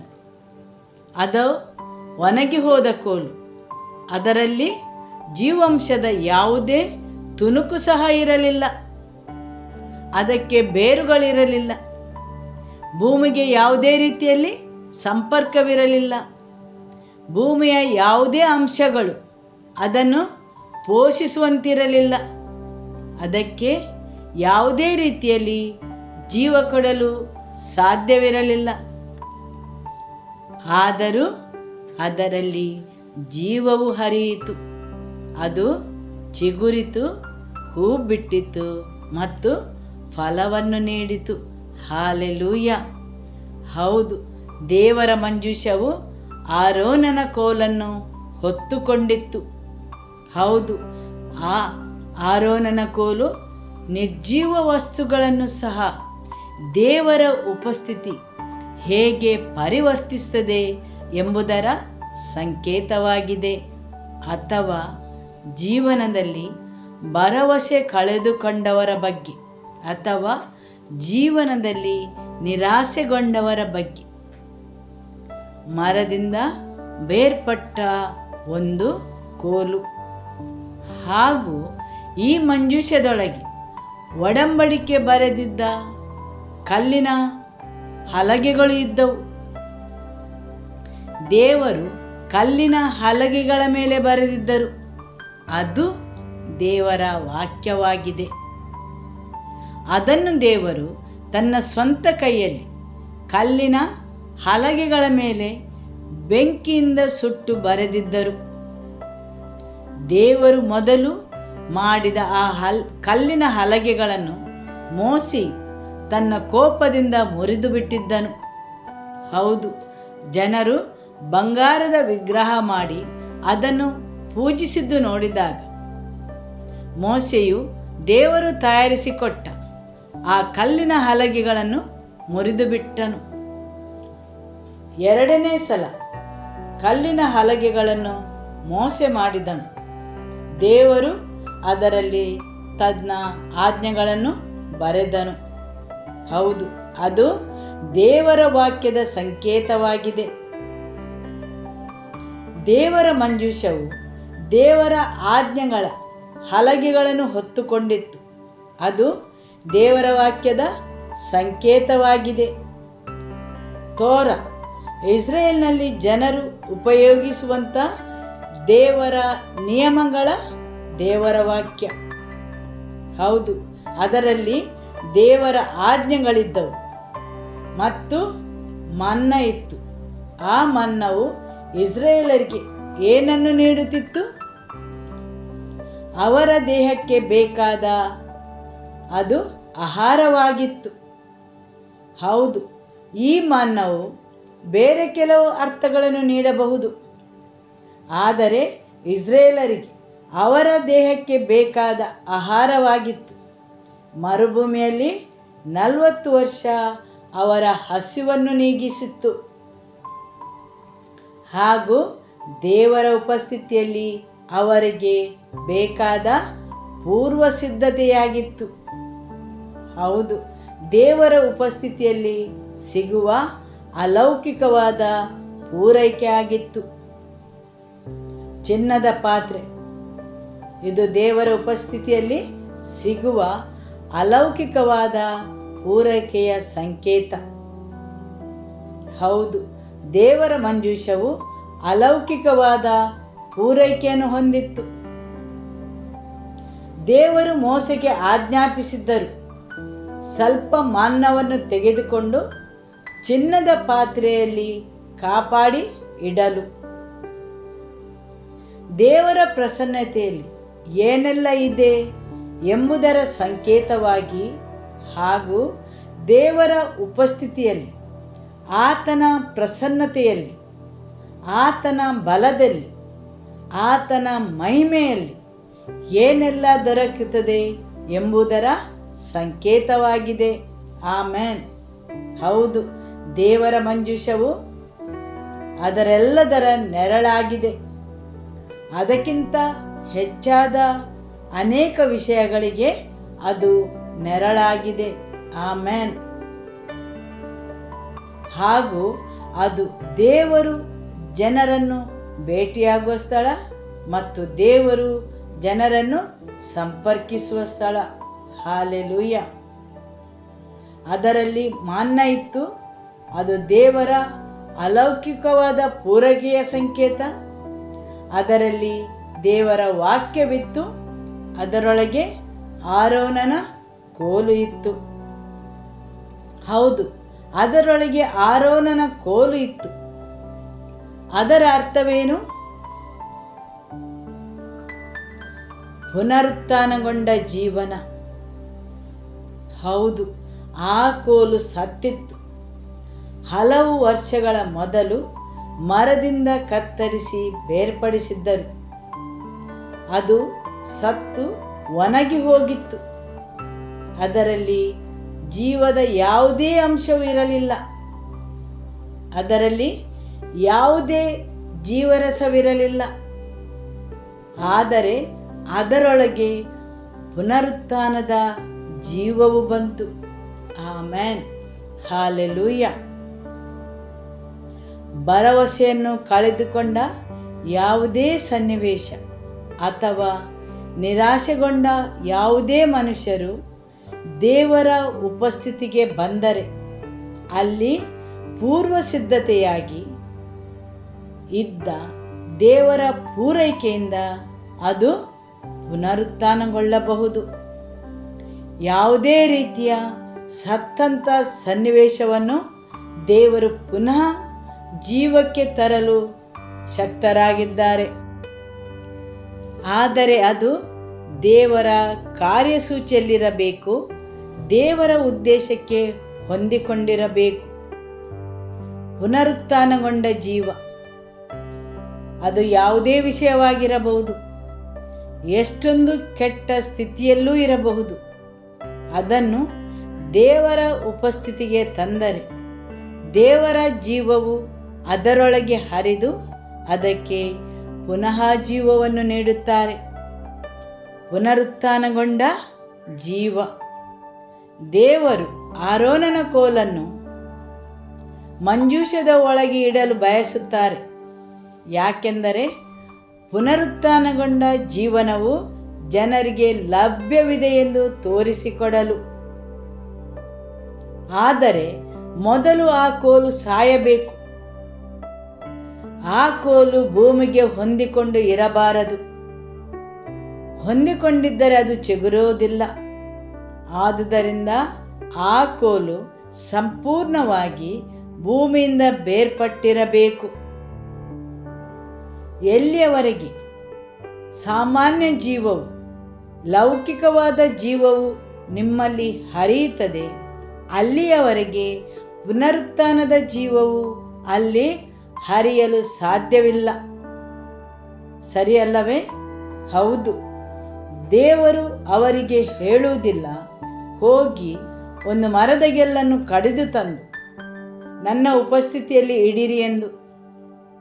ಒಂದು ವೇಳೆ ಹಾಗೆ ಇಟ್ಟರೂ ಸಹ ಅದು ಚಿಗುರಿ ಹೂ ಬಿಟ್ಟು ಹಣ್ಣು ಕೊಟ್ಟರೆ ಅದು ಸಹ ಒಂದು ಅದ್ಭುತವೇ. ಆದರೆ ದೇವರಿಗೆ ಬೇಕಾಗಿತ್ತು ಒಂದು ಸತ್ತ ಮರದ ತುಂಡು, ಅದು ಸಹ ತುಂಬ ಸಮಯದ ಮೊದಲು ಸತ್ತು ಹೋದಂತಹ ಒಂದು ಕೋಲು. ಅದರಲ್ಲಿದ್ದ ಎಲ್ಲ ಜೀವಸತ್ವವು, ಜೀವಾಂಶವು ಒಣಗಿ ಹೋಗಿರುವಂತಹದ್ದು. ಅದು ಯಾವುದೇ ಕಾರಣಕ್ಕೂ ಇನ್ನು ಮುಂದೆ ಭೂಮಿಯ ಸಂಪರ್ಕವನ್ನು ಹೊಂದದೇ ಇರುವಂಥದ್ದು. ಭೂಮಿಯ ಯಾವುದೇ ಅಂಶ, ಮಣ್ಣಾಗಲಿ ನೀರಾಗಲಿ ಗೊಬ್ಬರವಾಗಲಿ ಅದಕ್ಕೆ ಉಪಯೋಗವಾಗದೇ ಇರುವಂತಹದ್ದು. ಪೂರ್ಣ ಸತ್ತಂತಹ ವಿಷಯದಲ್ಲಿ ಮಾತ್ರ ಪುನರುತ್ಥಾನದ ಜೀವವು ಹರಿಯುತ್ತದೆ. ಹಾಲೆಲೂಯ. ಎಲ್ಲಿಯವರೆಗೆ ಸೈತಾನನು ನಿಮ್ಮ ವೈರಿ ನಿಮ್ಮನ್ನು ಭೂಮಿಯ ಅಂಶಗಳಿಗೆ ಹೊಂದಿಕೊಳ್ಳುವಂತೆ ಮಾಡುತ್ತಾನೆ, ಅಲ್ಲಿಯವರೆಗೆ ಪುನರುತ್ಥಾನ ಜೀವನವು ನಿಮ್ಮಲ್ಲಿ ಹರಿಯಲು ಸಾಧ್ಯವಿಲ್ಲ. ಆಮೆನ್. ನೀವು ದೇವರ ವಾಕ್ಯವನ್ನು ಆನಂದಿಸುತ್ತೀರಿ ಅಲ್ಲವೇ? ಹಾಲೆಲೂಯ. ಹೌದು. ಎಲ್ಲಿಯವರೆಗೆ ಲೌಕಿಕವಾದ ಜೀವನವು ನಿಮ್ಮೊಳಗೆ ಇದೆ, ಅಲ್ಲಿಯವರೆಗೆ ಪುನರುತ್ಥಾನ ಜೀವನದ ಅಗತ್ಯ ನಿಮಗೆ ಇರುವುದಿಲ್ಲ. ಆದುದರಿಂದ ಆ ಸತ್ತ ಕೋಲಿಗೆ ದೇವರ ಪುನರುತ್ಥಾನ ಜೀವವು ಅದರೊಳಗೆ ಹರಿಯುವ ಅಗತ್ಯವಿತ್ತು. ನಂತರ ಮಾತ್ರ ಆ ಮಹಿಮೆಯು ಆತನಿಗೆ ಸೇರುತ್ತದೆ. ಆದುದರಿಂದ ಕೆಲವೊಂದು ಸಮಯದಲ್ಲಿ ದೇವರು ನಿಮ್ಮ ಜೀವನದ ಸನ್ನಿವೇಶಗಳು, ಪರಿಸ್ಥಿತಿಗಳು ಸತ್ತು ಭರವಸೆಯನ್ನು ಕಳೆದುಕೊಳ್ಳುವಂತೆ ಮಾಡುತ್ತಾರೆ. ನಂತರ ಆತನು ಅವುಗಳಿಗೆ ಪುನರ್ಜೀವವನ್ನು ನೀಡಿ ಆತನು ಮಹಿಮೆ ಪಡುತ್ತಾನೆ. ಆಮೆನ್. ಹಾಲೆಲೂಯ. ಆ ದೇವರ ಮಂಜೂಷದ ಮೇಲೆ ಒಂದು ಕಿರೀಟ ಅಥವಾ ಅದರ ಮುಚ್ಚಳ ಎಂದು ಹೇಳಬಹುದು. ಅದರ ಮೇಲೆ ದೇವದೂತರುಗಳಿದ್ದವು. ಹೌದು, ಕೆರೂಬಿಗಳನ್ನು ಮಾಡಿ ಅದರ ಮೇಲೆ ಇಟ್ಟಿದ್ದರು. ಅದು ದೈವಿಕ ರಕ್ಷಣೆಯ ಸಂಕೇತವಾಗಿತ್ತು. ಹೌದು, ದೈವಿಕ ಸೇವೆ, ದೇವದೂತರ ಸೇವೆ. ದೇವರ ಉಪಸ್ಥಿತಿಯಲ್ಲಿ ದೇವದೂತರ ದೈವಿಕ ಸೇವೆ ಇರುತ್ತದೆ. ಆ ಕೆರೂಬಿಗಳು ಒಬ್ಬರನ್ನೊಬ್ಬರು ನೋಡಿಕೊಂಡಿದ್ದವು ಅಥವಾ ಕೃಪಾಸನವನ್ನು ನೋಡಿಕೊಂಡಿದ್ದವು. ಎರಡು ಕೆರೂಬಿಗಳ ನಡುವೆ ಕೃಪಾಸನವಿತ್ತು. ಆಮೆನ್. ವಿಮೋಚನಕಾಂಡ ಅಧ್ಯಾಯ 25 ವಾಕ್ಯ 19. ಕೃಪಾಸನದ ಒಂದೊಂದು ಕೊನೆಯಲ್ಲಿ ಒಂದೊಂದು ಕೆರೂಬಿಯನ್ನು ಮಾಡಿಸಿ ಕೃಪಾಸನಕ್ಕೆ ಜೋಡಿಸಬೇಕು. ಆ ಕೆರೂಬಿಗಳು ಮೇಲಕ್ಕೆ ರೆಕ್ಕೆಗಳನ್ನು ಚಾಚಿರುವಂತೆಯೂ ಕೃಪಾಸನವನ್ನು ತಮ್ಮ ರೆಕ್ಕೆಗಳಿಂದ ಮುಚ್ಚುವಂತೆಯೂ ಇರಬೇಕು. ಅವುಗಳು ಮುಖಗಳು ಎದುರುಬದುರಾಗಿ ಕೃಪಾಸನವನ್ನು ನೋಡುತ್ತಿರಬೇಕು. ಆ ಕೃಪಾಸನವನ್ನು ಮಂಜೂಷದ ಮೇಲಿಡಬೇಕು. ಹೌದು, ಆ ಕೆರೂಬಿಗಳು ಮೇಲಕ್ಕೆ ರೆಕ್ಕೆಗಳನ್ನು ಚಾಚಿರುವಂತೆಯೂ ಕೃಪಾಸನವನ್ನು ತಮ್ಮ ರೆಕ್ಕೆಗಳಿಂದ ಮುಚ್ಚುವಂತೆಯೂ ಇರಬೇಕು. ಕೆರೂಬಿಗಳ ಪ್ರಭಾವಭರಿತವಾದ ಮಹಿಮೆಯು ಕೃಪಾಸನವನ್ನು ಮುಚ್ಚಿತ್ತು. ಮಂಜೂಷವು ದೇವದೂತರುಗಳನ್ನು ಒಳಗೊಂಡಿತ್ತು. ಅಂದರೆ ದೈವಿಕ ರಕ್ಷಣೆ ಅಲ್ಲಿತ್ತು ಹಾಗೂ ಅಲ್ಲಿ ಕೃಪಾಸನವಿತ್ತು. ಅದರ ಮೇಲೆ ವರ್ಷಕ್ಕೊಮ್ಮೆ ಮಹಾಯಾಜಕರು ಕುರಿಯ ಅಥವಾ ಹೋತ ಅಥವಾ ಹೋರಿಯನ್ನು ತೆಗೆದುಕೊಂಡು ತನಗೋಸ್ಕರ ಹಾಗೂ ತನ್ನ ಮನೆತನದವರಿಗೋಸ್ಕರ ಬಲಿ ಕೊಟ್ಟು ಅದರ ರಕ್ತವನ್ನು ಕೃಪಾಸನದ ಮೇಲೆ ಅವನು ಸಿಂಪಡಿಸಬೇಕಿತ್ತು. ನಂತರ ಅವನು ಎಲ್ಲ ಇಸ್ರಾಯೇಲರ ಮನೆತನದವರಿಗೋಸ್ಕರ ಅದನ್ನು ಅರ್ಪಿಸಬೇಕಿತ್ತು. ಕೃಪಾಸನದ ಮೇಲೆ ನಮಗೆ ಕ್ಷಮಾಪಣೆ ಇದೆ. ದೇವರ ಮಂಜೂಷದ ಮೇಲೆ ಕೃಪಾಸನವಿದೆ. ಆ ಕೃಪಾಸನದ ಮೇಲೆ ಇದ್ದ ರಕ್ತವು ದೇವರ ನ್ಯಾಯ ತೀರ್ಪನ್ನು ಮುಂದೂಡಿತು 1 ವರ್ಷಕ್ಕೆ. ನಿಯಮಶಾಸ್ತ್ರದ ಪ್ರತಿಯೊಂದು ಬೇಡಿಕೆಯು, ನಿಯಮಶಾಸ್ತ್ರದ ಪ್ರತಿಯೊಂದು ಅಗತ್ಯವು ಹಾಗೂ ನಿಯಮಶಾಸ್ತ್ರ ಬೇಡುವ ಪ್ರತಿಯೊಂದು ನ್ಯಾಯ ಕೃಪಾಸನದ ಮೇಲೆ ಸಿಂಪಡಿಸಿದ ರಕ್ತವು ಅದೆಲ್ಲವನ್ನು 1 ವರ್ಷಕ್ಕೆ ಮುಂದೂಡಿದವು. 1 ವರ್ಷ ಪುನಃ ಮಹಾಯಾಜಕರು ಅವರಿಗೋಸ್ಕರ ಮತ್ತು ಅವರ ಕುಟುಂಬಗೋಸ್ಕರ ಕೃಪಾಸನದ ಮೇಲೆ ರಕ್ತವನ್ನು ಸಿಂಪಡಿಸಿ ನಂತರ ಇಸ್ರೇಲಿನ ಎಲ್ಲ ಜನಾಂಗದವರಿಗೋಸ್ಕರ ಆ ರಕ್ತವನ್ನು ಕೃಪಾಸನದ ಮೇಲೆ ಅವನು ಸಿಂಪಡಿಸಬೇಕು. ಹಾಗೂ ಆ ಪಾಪಗಳ ತೀರ್ಪು 1 ವರ್ಷಕ್ಕೆ ಮುಂದೂಡಲ್ಪಡುತ್ತದೆ. ಪಾಪಗಳನ್ನು ತೆಗೆದುಹಾಕಲಿಲ್ಲ, ಆದರೆ ದೇವರ ಕೃಪೆಯು ಆ ಎಲ್ಲ ಪಾಪಗಳನ್ನು, ಅವುಗಳ ತೀರ್ಪನ್ನು ಮುಂದಿನ ವರ್ಷಕ್ಕೆ ಮುಂದೂಡಿತು. ಅದೇ ರೀತಿ ಪ್ರಾಯಶ್ಚಿತ್ತದ ದಿನ 1 ವರ್ಷ ಮಹಾಯಾಜಕರು ಈ ಸಂಪ್ರದಾಯವನ್ನು ಮುಂದುವರಿಸುತ್ತಾರೆ.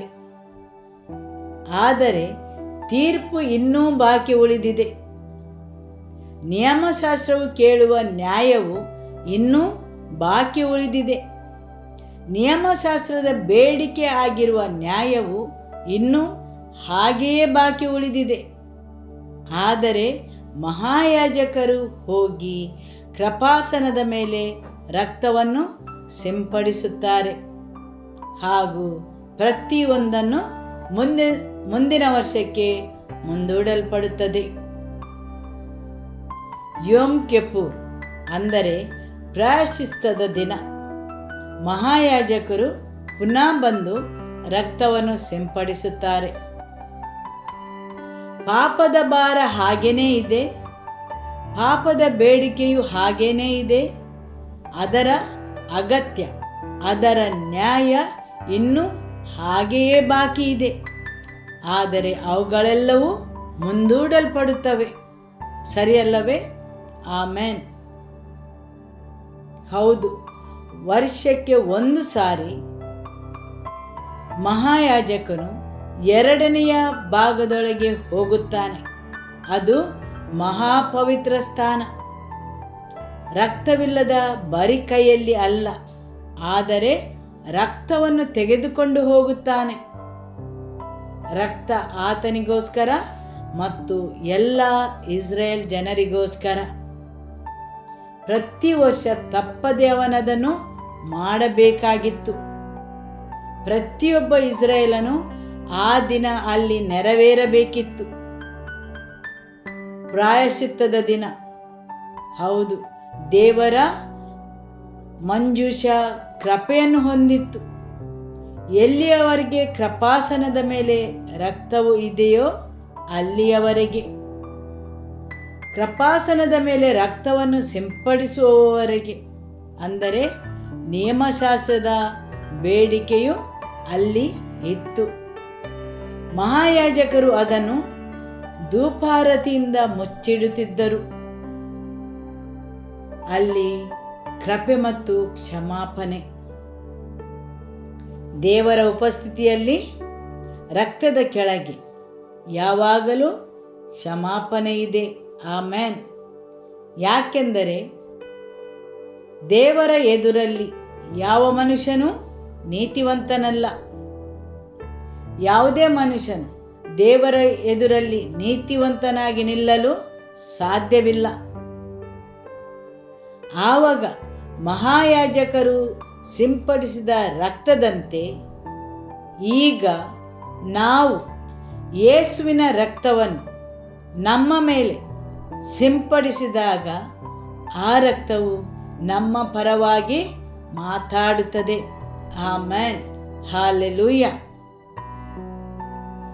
ದೇವರ ಮಂಜೂಷದಲ್ಲಿ ಅಂದರೆ ದೇವರ ಉಪಸ್ಥಿತಿಯಲ್ಲಿ ಪೂರೈಕೆ ಇದೆ, ದೇವರ ಆಜ್ಞೆಗಳಿವೆ, ಅಲ್ಲಿ ಪುನರುತ್ಥಾನ ಜೀವವಿದೆ, ದೈವಿಕ ರಕ್ಷಣೆ ಇದೆ, ದೇವದೂತರ ಸೇವೆ ಇದೆ, ಕೃಪಾಸನ ಇದೆ, ಹಾಗೂ ಅಲ್ಲಿ ಶಕ್ತಿ ಮತ್ತು ಜಯ ದೇವರ ಪ್ರಸನ್ನತೆಯಲ್ಲಿ ಆ ಉಪಸ್ಥಿತಿಯಲ್ಲಿ ಇದೆ.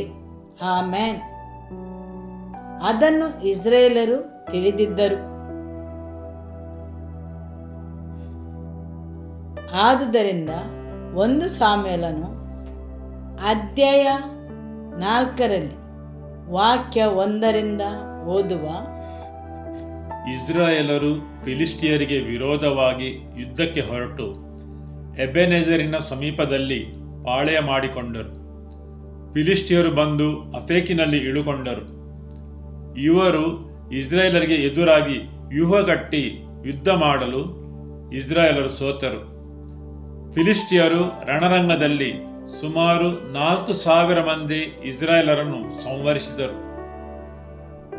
ಹೌದು, ಇಲ್ಲಿ ದೇವರ ವಾಕ್ಯ ಹೇಳುತ್ತದೆ, ಇಸ್ರಾಯೇಲರು ಫಿಲಿಷ್ಟಿಯರಿಗೆ ವಿರೋಧವಾಗಿ ಯುದ್ಧಕ್ಕೆ ಹೊರಟರು ಮತ್ತು ಫಿಲಿಷ್ಟಿಯರು ರಣರಂಗದಲ್ಲಿ ಸುಮಾರು 4,000 ಮಂದಿ ಇಸ್ರಾಯೇಲರನ್ನು ಸಂಹರಿಸಿದರು.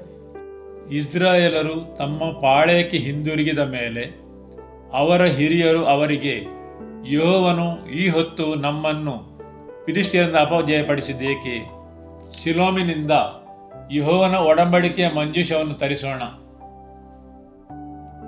ಹಾಗಾದರೆ ಅಲ್ಲಿಯವರೆಗೆ ದೇವರ ಒಡಂಬಡಿಕೆಯ ಮಂಜೂಷವು ಎಲ್ಲಿತ್ತು? ಅದು ಸಿಲೋವದಲ್ಲಿತ್ತು. ಆದುದರಿಂದ ಜನರು ಏನು ಹೇಳುತ್ತಾರೆ? ಸಿಲೋವದಿಂದ ದೇವರ ಒಡಂಬಡಿಕೆಯ ಮಂಜೂಷವನ್ನು ತರಿಸೋಣ, ಅದನ್ನು ನಮ್ಮ ಬಳಿಗೆ ತರೋಣ. ಜನರ ನಡುವೆ ವಾಸಿಸಲು ಬಯಸುವ ದೇವರು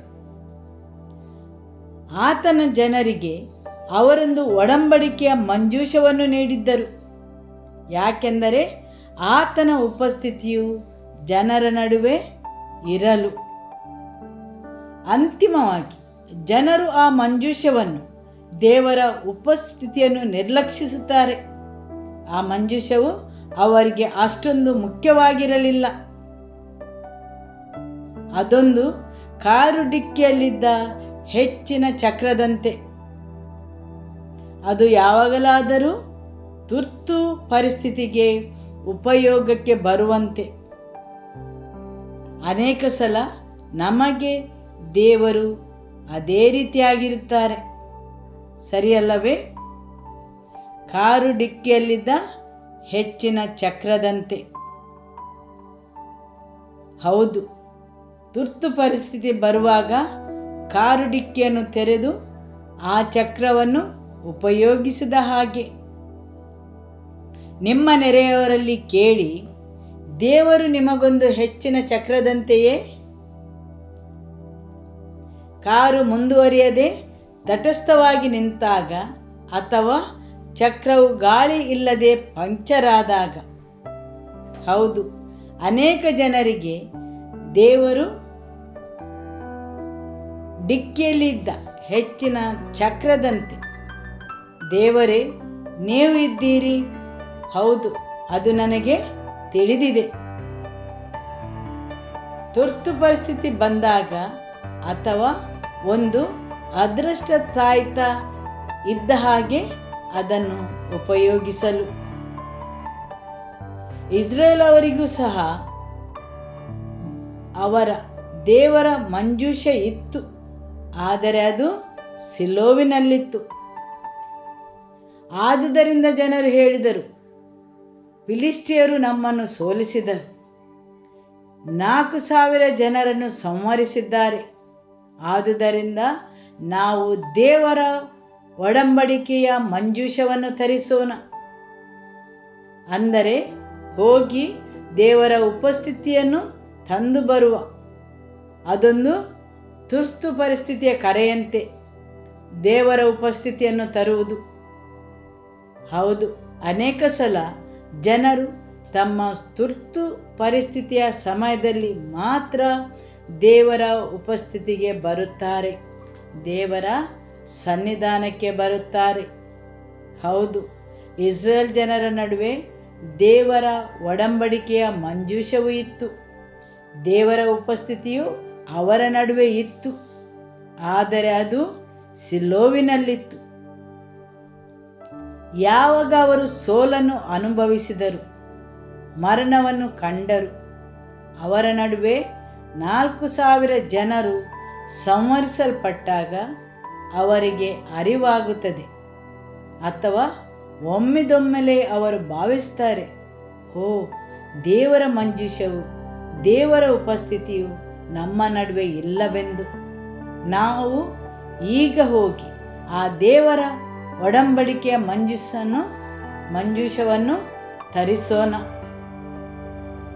ಹೌದು, ಕೊನೆಗೆ ಸ್ವಲ್ಪ ಜನರಾದರೂ ಅವರ ಸಮಸ್ಯೆಯನ್ನು ಅರಿತುಕೊಂಡರು.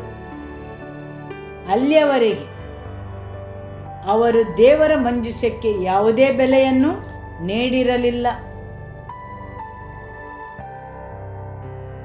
ದೇವರು ಅವರಿಗೆ ಮಂಜೂಷವನ್ನು ಕಟ್ಟಲು ಆಜ್ಞಾಪಿಸಿದ್ದರು, ಯಾಕೆಂದರೆ ಆತನು ಅವರ ನಡುವೆ ವಾಸಿಸಬೇಕೆಂದು, ಆತನ ಜನರ ಮಧ್ಯದಲ್ಲಿ. ಆದರೆ ಈಗ ಮಂಜೂಷವು ಮರೆಯಲ್ಪಟ್ಟ ಒಂದು ವಸ್ತುವಿನಂತೆ ಎಲ್ಲೋ ಒಂದು ಕಡೆ ಬಿದ್ದಿತ್ತು, ಅದು ಸಿಲೋವಿನಲ್ಲಿತ್ತು. ಆದ್ದರಿಂದ ಈಗ ಜನರು ಹೇಳುತ್ತಾರೆ, ದೇವರ ಮಂಜೂಷವು ನಮ್ಮ ನಡುವೆ ಇಲ್ಲ, ಆದುದರಿಂದ ಅದನ್ನು ಹೋಗಿ ತಂದು ಬರುವ. ಹಾಗೆ ಕೆಲವೊಂದು ಜನರು ಒಟ್ಟುಗೂಡಿ ಅವಸರದಿಂದ ದೇವರ ಮಂಜೂಷವನ್ನು ರಣರಂಗಕ್ಕೆ ತಂದು ಬರುತ್ತಾರೆ. ಸರಿಯಲ್ಲವೇ? ಹೌದು. 1 ಸಾಮುವೇಲನು ಅಧ್ಯಾಯ 4 ವಾಕ್ಯ 3ರಿಂದ. ಶಿಲೋವಿನಿಂದ ಯೆಹೋವನ ಒಡಂಬಡಿಕೆಯ ಮಂಜೂಷವನ್ನು ತರಿಸೋಣ. ಆತನು ನಮ್ಮ ಮಧ್ಯದಲ್ಲಿ ಬಂದು ಶತ್ರುಗಳ ಕೈಗೆ ನಮ್ಮನ್ನು ತಪ್ಪಿಸಲಿ ಎಂದು ಆಲೋಚನೆ ಹೇಳಿದ್ದರಿಂದ ಅವರು ಜನರನ್ನು ಕಳುಹಿಸಿ ಕೆರೂಬಿಗಳ ಮಧ್ಯದಲ್ಲಿ ಆಸೀನನಾಗಿರುವ ಸೈನ್ಯಾಧೀಶ್ವರ ಯೆಹೋವನ ಒಡಂಬಡಿಕೆಯ ಮಂಜೂಷವನ್ನು ತರಿಸಿದರು. ಏಲಿಯ 2 ಮಕ್ಕಳಾದ ಹೊಫ್ನಿ, ಫಿನೆಹಾಸ್ ಎಂಬವರು ದೇವರ ಒಡಂಬಡಿಕೆಯ ಮಂಜೂಷದ ಸಂಗಡ ಇದ್ದರು. ಯೆಹೋವನ ಒಡಂಬಡಿಕೆಯ ಮಂಜೂಷವು ಪಾಳೆಯಕ್ಕೆ ಬಂದಾಗ ಇಸ್ರಾಯೇಲರೆಲ್ಲರೂ ಭೂಮಿಯು ಪ್ರತಿಧ್ವನಿ ಕೊಡುವಷ್ಟು ಆರ್ಭಟಿಸಿದರು. ಫಿಲಿಷ್ಟಿಯರು ಇದನ್ನು ಕೇಳಿ ಇಬ್ರಿಯರ ಪಾಳೆಯದಲ್ಲಿ ಇಂಥ ಆರ್ಭಟಕ್ಕೇನು ಕಾರಣವೆಂದು ವಿಚಾರಿಸುವಲ್ಲಿ ಯೆಹೋವನ ಮಂಜೂಷವು ಪಾಳೆಯದಲ್ಲಿ ಬಂದದೇ ಕಾರಣವೆಂದು ಗೊತ್ತಾಯಿತು. ದೇವರು ಇವರ ಪಾಳೆಯಕ್ಕೆ ಬಂದಿದನಲ್ಲ ಎಂದು ಫಿಲಿಷ್ಟಿಯರು ಬಹಳವಾಗಿ ಭಯಪಟ್ಟು, ಅಯ್ಯೋ, ಮುಂಚೆ ಹೀಗಿದ್ದಿಲ್ಲ. ಹೌದು, ಮುಂಚೆ ಹೀಗಿದ್ದಿಲ್ಲ. ಫಿಲಿಷ್ಟಿಯರು ಈ ಯೆಹೋವ ದೇವನಿಗೆ ಹೆದರಿದರು. ಮತ್ತೆ ಹೇಳುತ್ತಾರೆ, ಅಯ್ಯೋ, ನಮ್ಮ ಗತಿ ಏನಾಯಿತು? ದೇವರ ಉಪಸ್ಥಿತಿ ಅಥವಾ ದೇವರ ಉಪಸ್ಥಿತಿಯ ಸಂಕೇತವಾದ ದೇವರ ಮಂಜೂಷವು ಈಗ ಪಾಳೆಯಕ್ಕೆ ಬಂದಿದೆ ಎಂದು ಅವರು ಹೆದರಿದರು. ಅಯ್ಯೋ, ಪ್ರತಾಪವುಳ್ಳ ಈ ದೇವರುಗಳ ಕೈಯಿಂದ ನಮ್ಮನ್ನು ಬಿಡಿಸುವವರಾರು? ಐಗುಪ್ತರನ್ನು ಅರಣ್ಯದಲ್ಲಿ ಸಂಪೂರ್ಣವಾಗಿ ನಾಶ ಮಾಡಿಬಿಟ್ಟ ದೇವರುಗಳು ಇವರೇ ಅಲ್ಲವೋ? ಆಮೆನ್. ಹೌದು, ಅವರ ಶತ್ರುಗಳಿಗೂ ತಿಳಿದಿದೆ, ದೇವರು ತನ್ನ ಜನರನ್ನು ಬಿಡುಗಡೆಗೊಳಿಸುವಾಗ ಏನೆಲ್ಲ ಕಾರ್ಯವನ್ನು ಮಾಡಿದ್ದಾರೆಂದು, ಹಾಗೂ ಐಗುಪ್ತ ದೇಶದ ಜನರಿಗೆ ಏನು ಜರುಗಿತೆಂದು. ಫಿಲಿಷ್ಟಿಯರು ಸಹ ಅದರ ಬಗ್ಗೆ ತಿಳಿದಿದ್ದರು. ಫಿಲಿಷ್ಟಿಯರೇ, ಬಲಗೊಳ್ಳಿರಿ, ಶೂರರಾಗಿರಿ. ನಿಮಗೆ ದಾಸರಾಗಿದ್ದ ಇಬ್ರಿಯರಿಗೆ ನೀವೇ ದಾಸರಾದೀರಿ. ಆದ ಕಾರಣ ಶೌರ್ಯದಿಂದ ಯುದ್ಧ ಮಾಡಬೇಕೆಂದು ಹೇಳಿಕೊಂಡು ಯುದ್ಧ ಮಾಡಲು ಇಸ್ರಾಯೇಲರು ಸೋತು ತಮ್ಮ ತಮ್ಮ ಮನೆಗಳಿಗೆ ಓಡಿ ಹೋದರು. ಮಹಾಸಂಹಾರವಾಯಿತು. ಇಸ್ರಾಯೇಲರಲ್ಲಿ 30,000 ಕಾಲಾಳುಗಳು ಮಡಿದರು. ದೇವರ ಮಂಜೂಷವು ಶತ್ರುವಶವಾಯಿತು. ಎಲಿಯ ಮಕ್ಕಳಾದ ಹೊಫ್ನಿ, ಫಿನೆಹಾಸರು ಹತರಾದರು. ಹೌದು, ಈಗ ಇಸ್ರೇಲರ ಮೊದಲ ದಿನದ ಯುದ್ಧದಲ್ಲಿ 4,000 ಜನರು ಹತರಾದರು. ಈಗ ಯುದ್ಧದಲ್ಲಿ ಜಯಗಳಿಸಲು ಅವರು ಎಂದಿಗೂ ಮೌಲ್ಯವನ್ನು ನೀಡದ ದೇವರ ಮಂಜೂಷವನ್ನು ತರಲು ಇಚ್ಛಿಸುತ್ತಾರೆ. ಆ ಮಂಜೂಷವು ಅವರಿಗೆ ಎಂದಿಗೂ ಮುಖ್ಯವಾಗಿರಲಿಲ್ಲ. ಆದರೆ ದೇವರ ಉಪಸ್ಥಿತಿಯು ಅನೇಕ ಅದ್ಭುತ ಕಾರ್ಯಗಳನ್ನು ಮಾಡಿದ್ದನ್ನು ಅವರು ಕೇಳಿದ್ದರಿಂದ ಅವರು ಆ ಮಂಜೂಷವನ್ನು ರಣರಂಗಕ್ಕೆ ತಂದು ಜೋರಾಗಿ ಆರ್ಭಟಿಸುತ್ತಾರೆ. ಹೌದು, ಜನರು ಜೋರಾದ ಸ್ವರದಿಂದ ಹೊಗಳಿ ಆರಾಧಿಸಿದ ಹಾಗೆ. ಹೌದು, ಅವರ ಆ ಆರ್ಭಟದ ಸ್ವರವು ಅವರ ದೇವರು ರಣರಂಗಕ್ಕೆ ಪಾಳೆಯಕ್ಕೆ ಬಂದಿದ್ದಾರೆಂದು ಫಿಲಿಷ್ಟಿಯರು ತಿಳಿಯುವಂತೆ ಮಾಡಿತು. ಫಿಲಿಷ್ಟಿಯರು ಹೆದರಿದರು. ಆದರೆ ದೇವರ ಉಪಸ್ಥಿತಿಯು ಇಸ್ರೇಲರ ಪರವಾಗಿ ಇತ್ತೇ? ದೇವರ ವಾಕ್ಯ ಹೇಳುತ್ತದೆ 30,000 ಇಸ್ರೇಲರು ಹತರಾದರೆಂದು. ಅವರು ದೇವರ ಮಂಜೂಷವನ್ನು ತಂದರೆ, ಹೌದು, ದೇವರ ಮಂಜೂಷವನ್ನು ರಣರಂಗಕ್ಕೆ ತಂದರು. ಅವರು ಅದನ್ನು ಜೋರಾಗಿ ಹರಸುತ್ತಾ, ಕುಣಿಯುತ್ತಾ, ನೃತ್ಯವಾಡುತ್ತಾ ತಂದರೆಯೇ? ಹೌದು, ಅವರು ಅದೆಲ್ಲವನ್ನು ಮಾಡಿದರು. ಆದರೆ ಆ ಮಂಜೂಷವು ಅವರಿಗೆ ಬಿಡುಗಡೆಯನ್ನು ನೀಡಿತೆ? ಇಲ್ಲ. ಹೌದು, ಅವರು ಮೌಲ್ಯವನ್ನು ನೀಡದ ಆ ಮಂಜೂಷವು, ಸಮರ್ಪಕವಾದ ರೀತಿಯಲ್ಲಿ ಗೌರವವನ್ನು ನೀಡದ ಆ ಮಂಜೂಷವು ಅವರ ಮಧ್ಯದಲ್ಲಿ ಅವರಿಗೆ ಯಾವುದೇ ಒಳ್ಳೆಯದನ್ನು ಮಾಡಲಿಲ್ಲ. ಎಲ್ಲ ಪರಿಕರಗಳು ಅಲ್ಲಿದ್ದವು. ಅವರು ಜೋರಾಗಿ ಹರಸುತ್ತಿದ್ದರು, ಕುಣಿದಾಡುತ್ತಿದ್ದರು, ಅವರು ಉಲ್ಲಾಸಭರಿತರಾಗಿದ್ದರು. ಜನರು ದೇವರ ಮಂಜೂಷವನ್ನು ಹೊತ್ತುಕೊಂಡು ತಂದರು. ಆದರೆ ಅದನ್ನು ತಂದು ಬಂದ ಜನರು ಮಂಜೂಷವನ್ನು ತಿಳಿದಿದ್ದರು. ಆದರೆ ಅದಕ್ಕೆ ಬೇಕಾದ ಗೌರವವನ್ನು, ಮೌಲ್ಯವನ್ನು ಅವರು ನೀಡಲಿಲ್ಲ. ಆತನ ಉಪಸ್ಥಿತಿಗೆ ಸರಿಯಾದ ಬೆಲೆಯನ್ನು ನೀಡಲಿಲ್ಲ. ಆದರೆ ಈಗ ಇಸ್ರೇಲ್ನ ಮೇಲೆ ಬಂದ ನಾಶನವು 7 ಪಟ್ಟು ಜಾಸ್ತಿಯಾಗಿತ್ತು. ಮೊದಲಿಗೆ 4,000 ಮಂದಿ ಸಂಹರಿಸಲ್ಪಟ್ಟಿದ್ದರು. ಆದರೆ ಈಗ 30,000 ಮಂದಿ, 7 ಪಟ್ಟು ಹೆಚ್ಚಾಗಿ ನಾಶನವು ಬಂತು. ಅಷ್ಟೇ ಅಲ್ಲ, ದೇವರ ಮಂಜೂಷವನ್ನು ಫಿಲಿಷ್ಟಿಯರು ವಶಪಡಿಸಿಕೊಂಡರು. ದೇವರ ಉಪಸ್ಥಿತಿಯ ನೆರಳಾಗಿದ್ದ ಮಂಜೂಷವು ಈಗ ಫಿಲಿಷ್ಟಿಯರ ವಶದಲ್ಲಿದೆ. ನಾನು ಭಾವಿಸುತ್ತೇನೆ, ದೇವರು ಭಾವಿಸಿರಬಹುದು, ನಾನು ಇಸ್ರೇಲರ ನಡುವೆ ಇರುವುದಕ್ಕಿಂತ ನನಗೆ ಗೌರವವನ್ನು ನೀಡುವ, ನನಗೆ ಹೆದರುವ ಫಿಲಿಷ್ಟಿಯರ ಮಧ್ಯದಲ್ಲಿ ಇದ್ದರೆ ಒಳ್ಳೆಯದೆಂದು. ಹೌದು, ಫಿಲಿಷ್ಟಿಯರು ಹೇಳುತ್ತಾರೆ, ಅಯ್ಯೋ, ದೇವರ ಮಂಜೂಷವು ಬಂದಿದೆಯಲ್ಲ, ನಮ್ಮ ಗತಿ ಏನಾಗಬಹುದು? ಅಯ್ಯೋ, ಮುಂಚೆ ಹೀಗಿದ್ದಿಲ್ಲ ಎಂದು ಹೇಳಿ ಅವರು ದೇವರ ಮಂಜೂಷಕ್ಕೆ ಅತಿಯಾಗಿ ಹೆದರಿದರು. ಬೇರೆಯವರು ಅವರಿಗೆ ಧೈರ್ಯವನ್ನು ತುಂಬಬೇಕಾಯಿತು. ಫಿಲಿಸ್ಟಿಯರೇ, ಬಲಗೊಳ್ಳಿರಿ, ಶೂರರಾಗಿರಿ. ನಿಮಗೆ ದಾಸರಾಗಿದ್ದ ಇಬ್ರಿಯರಿಗೆ ನೀವೇ ದಾಸರಾಗಬೇಡಿರಿ, ಶೌರ್ಯದಿಂದ ಯುದ್ಧ ಮಾಡಿರಿ ಎಂದು ಹೇಳಿಕೊಂಡರು.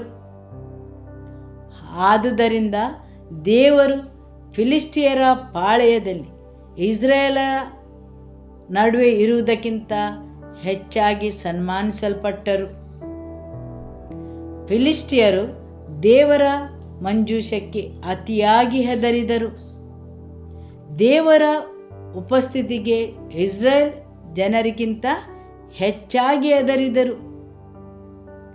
ಫಿಲಿಸ್ಟಿಯರು ಇಸ್ರಾಯೇಲರಿಗಿಂತ ಹೆಚ್ಚಾಗಿ ದೇವರ ಮಂಜೂಷಕ್ಕೆ ಹೆದರಿದರು, ಗೌರವವನ್ನು ನೀಡಿದರು ಮತ್ತು ಆಶ್ಚರ್ಯಚಕಿತರಾದರು.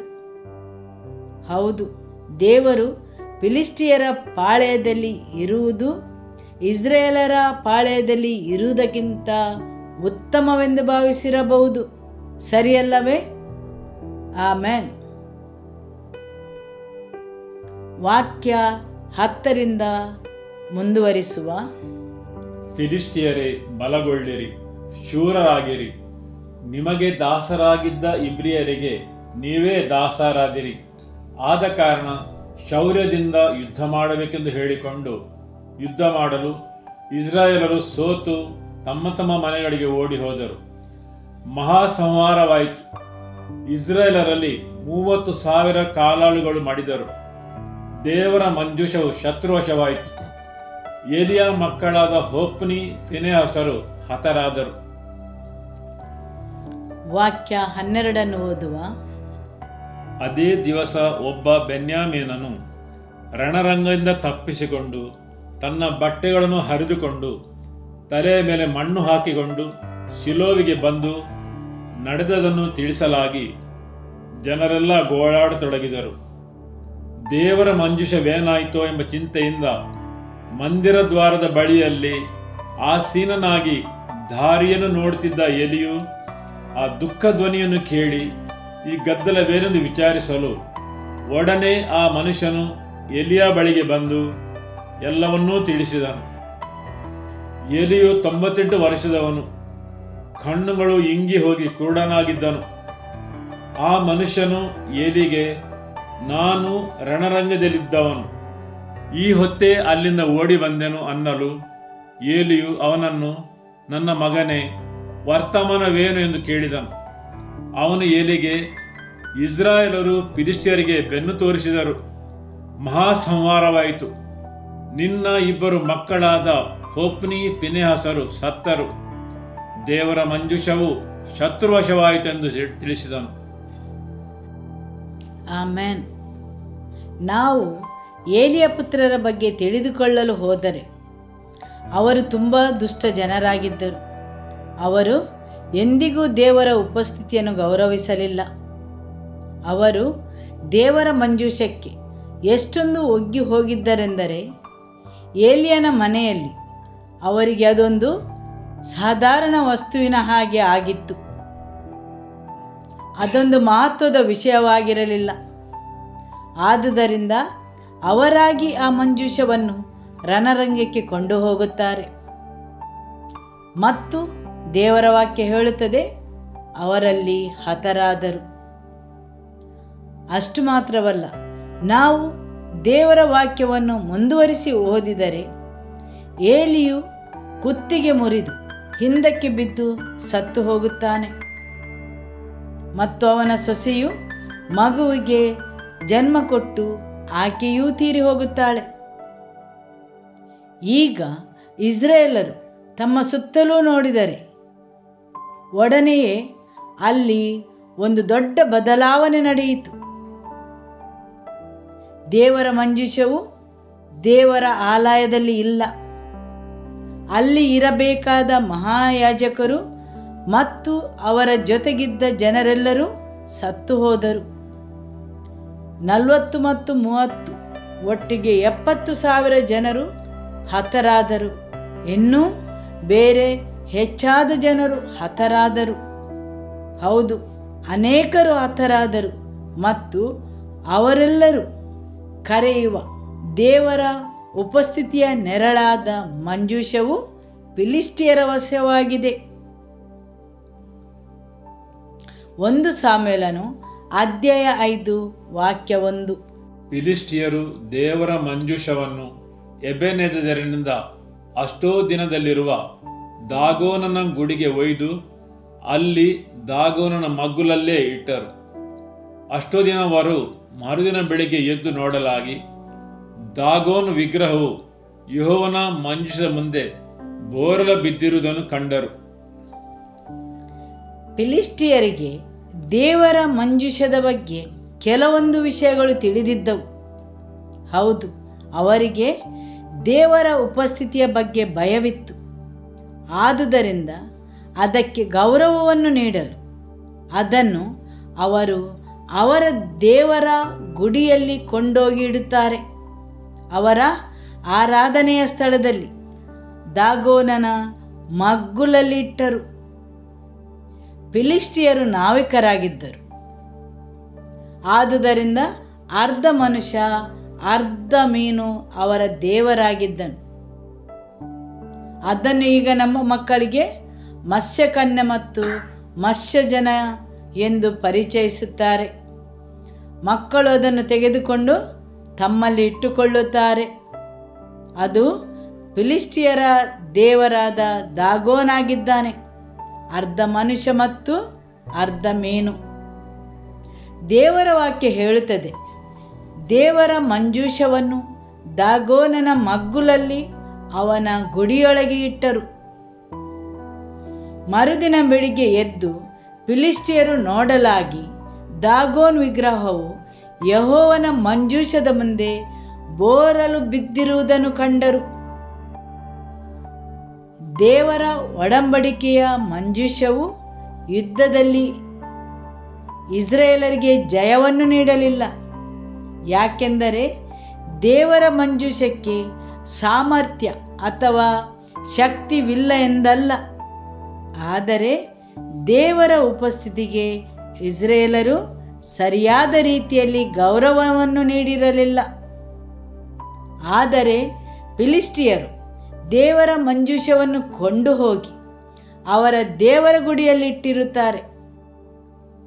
ಅವರ ದೇವರು ಒಂದು ಬರೀ ವಿಗ್ರಹವಾಗಿದ್ದರೂ ಸಹ, ಹೌದು, ಅವರ ಆರಾಧನೆಯನ್ನು ಸ್ವೀಕರಿಸುವ ಆತ್ಮ ಅದರೊಳಗೆ ಇರಬಹುದು. ಅದು ದೇವರ ಒಡಂಬಡಿಕೆಯ ಮಂಜೂಷದ ಎದುರು ಬೋರಲಾಗಿ ಬಿತ್ತು. ವಾಕ್ಯವನ್ನು ಮುಂದುವರಿಸುವ, ಅದನ್ನು ಎತ್ತಿ ತಿರುಗಿ ಅದರ ಸ್ಥಳದಲ್ಲಿಟ್ಟರು. ಮುಂದಿನ ದಿನ ಬೆಳಿಗ್ಗೆ ಮೂಡುವಾಗ ದಾಗೋನನ ತಲೆಯೂ ಕೈಗಳು ಕಡಿಯಲ್ಪಟ್ಟು ಹೊಸ್ತಲಿನ ಮೇಲೆ ಬಿದ್ದಿದ್ದವು. ಮುಂಡ ಮಾತ್ರ ಯೆಹೋವನ ಮಂಜೂಷದ ಮುಂದೆ ಬಿದ್ದಿತ್ತು.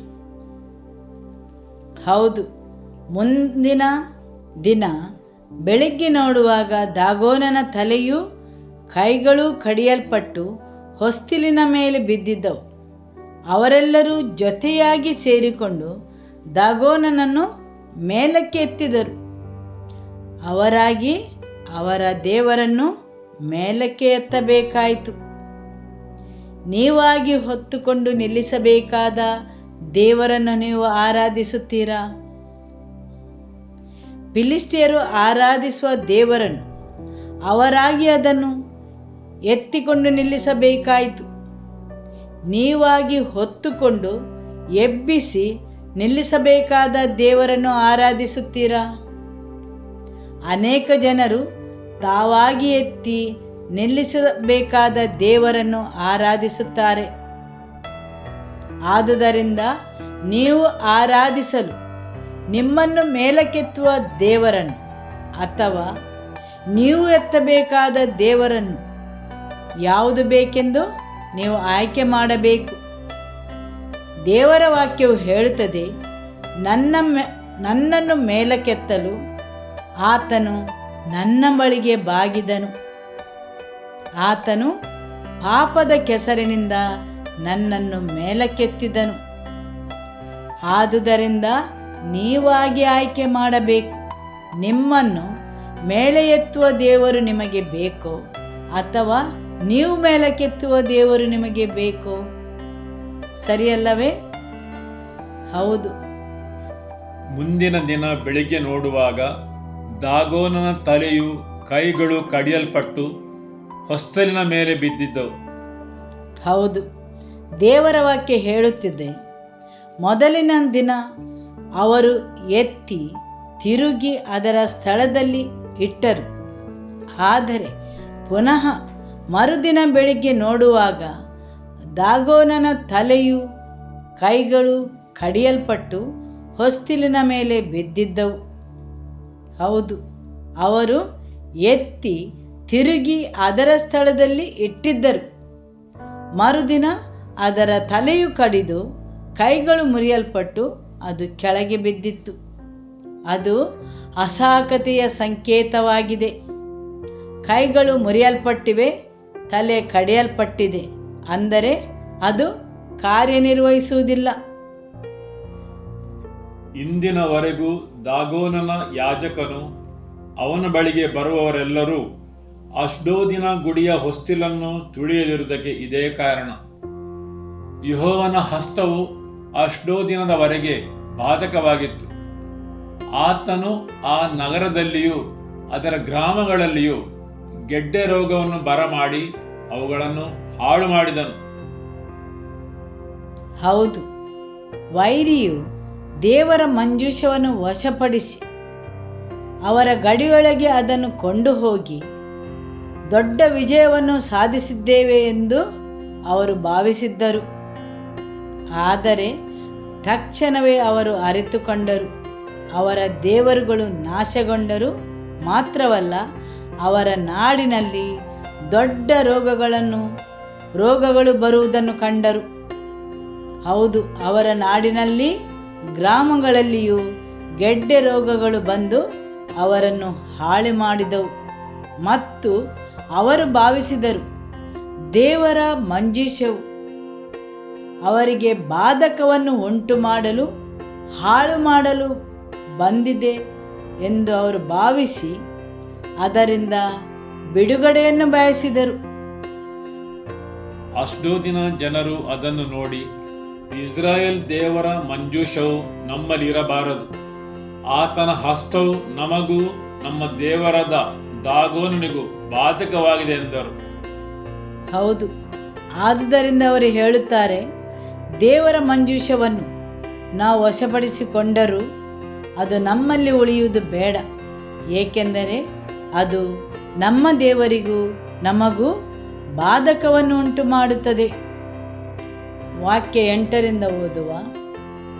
ಫಿಲಿಷ್ಟಿಯ ಪ್ರಭುಗಳೆಲ್ಲರನ್ನೂ ಕೂಡಿಸಿ ಇಸ್ರಾಯೇಲ್ ದೇವರ ಮಂಜೂಷವನ್ನು ಏನು ಮಾಡೋಣ ಎಂದು ಕೇಳಲು ಅವರು ಅದನ್ನು ಗತ್ ಊರಿಗೆ ಕಳುಹಿಸಬೇಕೆಂದು ನಿರ್ಣಯಿಸಿದರು.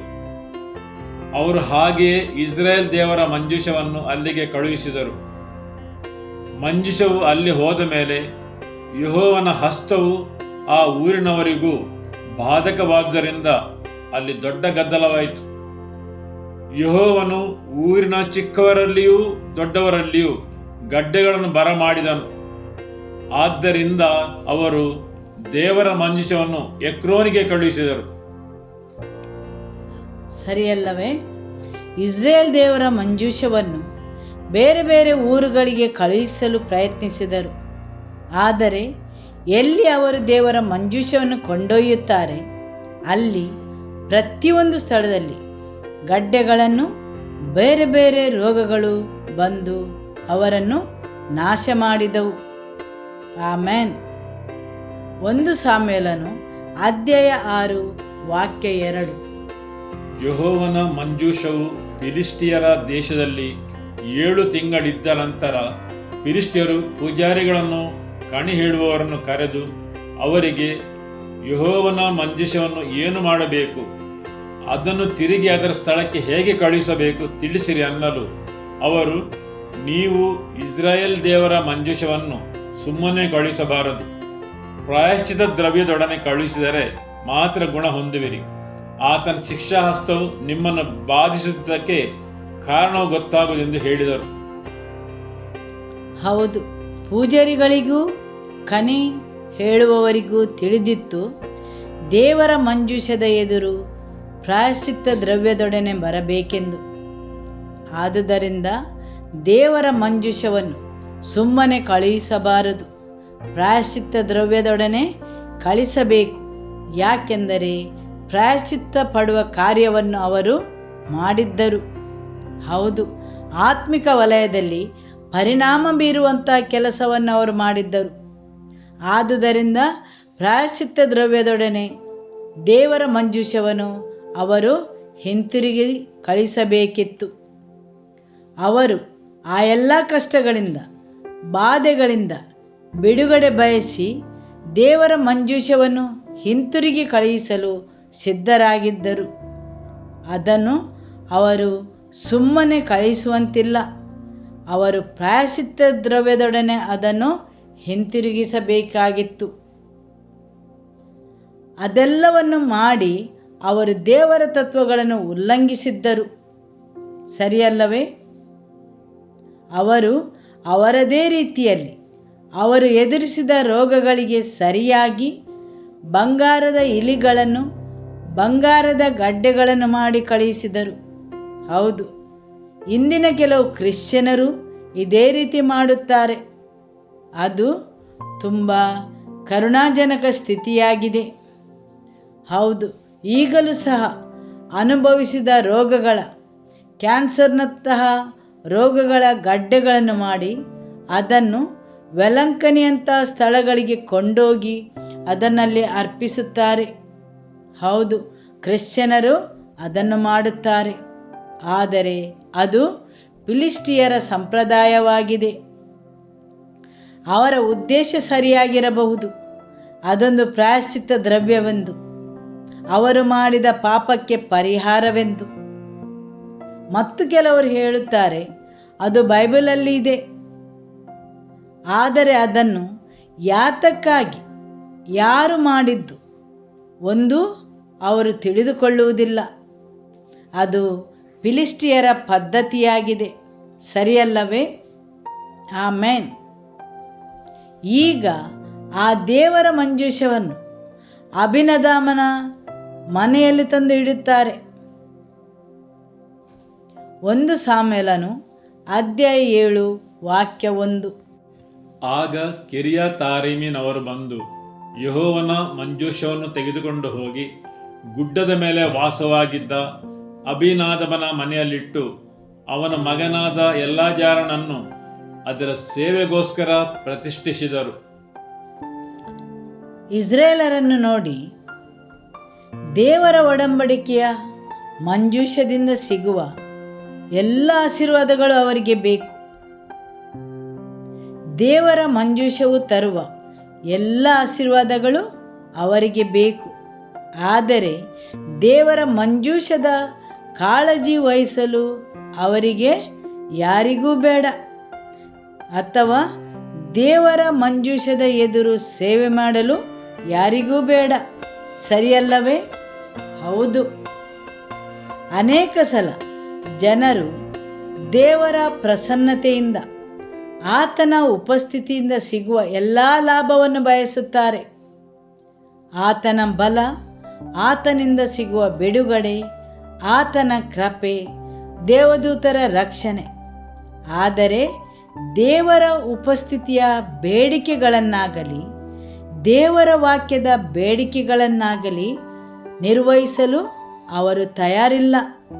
ಅಥವಾ ದೇವರ ಸನ್ನಿಧಾನವು ಬಯಸುವ ಬೇಡಿಕೆಗಳನ್ನು, ಆದರೆ ಅವರಿಗೆ ಅವುಗಳಿಂದ ಸಿಗುವ ಆಶೀರ್ವಾದಗಳು ಮಾತ್ರ ಬೇಕು. ದೇವರ ಆ ಉಪಸ್ಥಿತಿಯನ್ನು ಕಾಪಾಡಲು, ಗೌರವಿಸಲು ಮತ್ತು ಆ ಉಪಸ್ಥಿತಿಯ ಆತಿಥೇಯರಾಗಲು ತೆರಬೇಕಾದ ಬೆಲೆಯನ್ನು ತೆರಲು ಅವರು ತಯಾರಿರುವುದಿಲ್ಲ, ಸರಿಯಲ್ಲವೇ? ದೇವರ ವಾಕ್ಯವು ಹೇಳುತ್ತದೆ, ದೇವರ ಒಡಂಬಡಿಕೆಯ ಮಂಜೂಷವು ಅಭಿನದಾಬನ ಮನೆಗೆ ಬಂತು.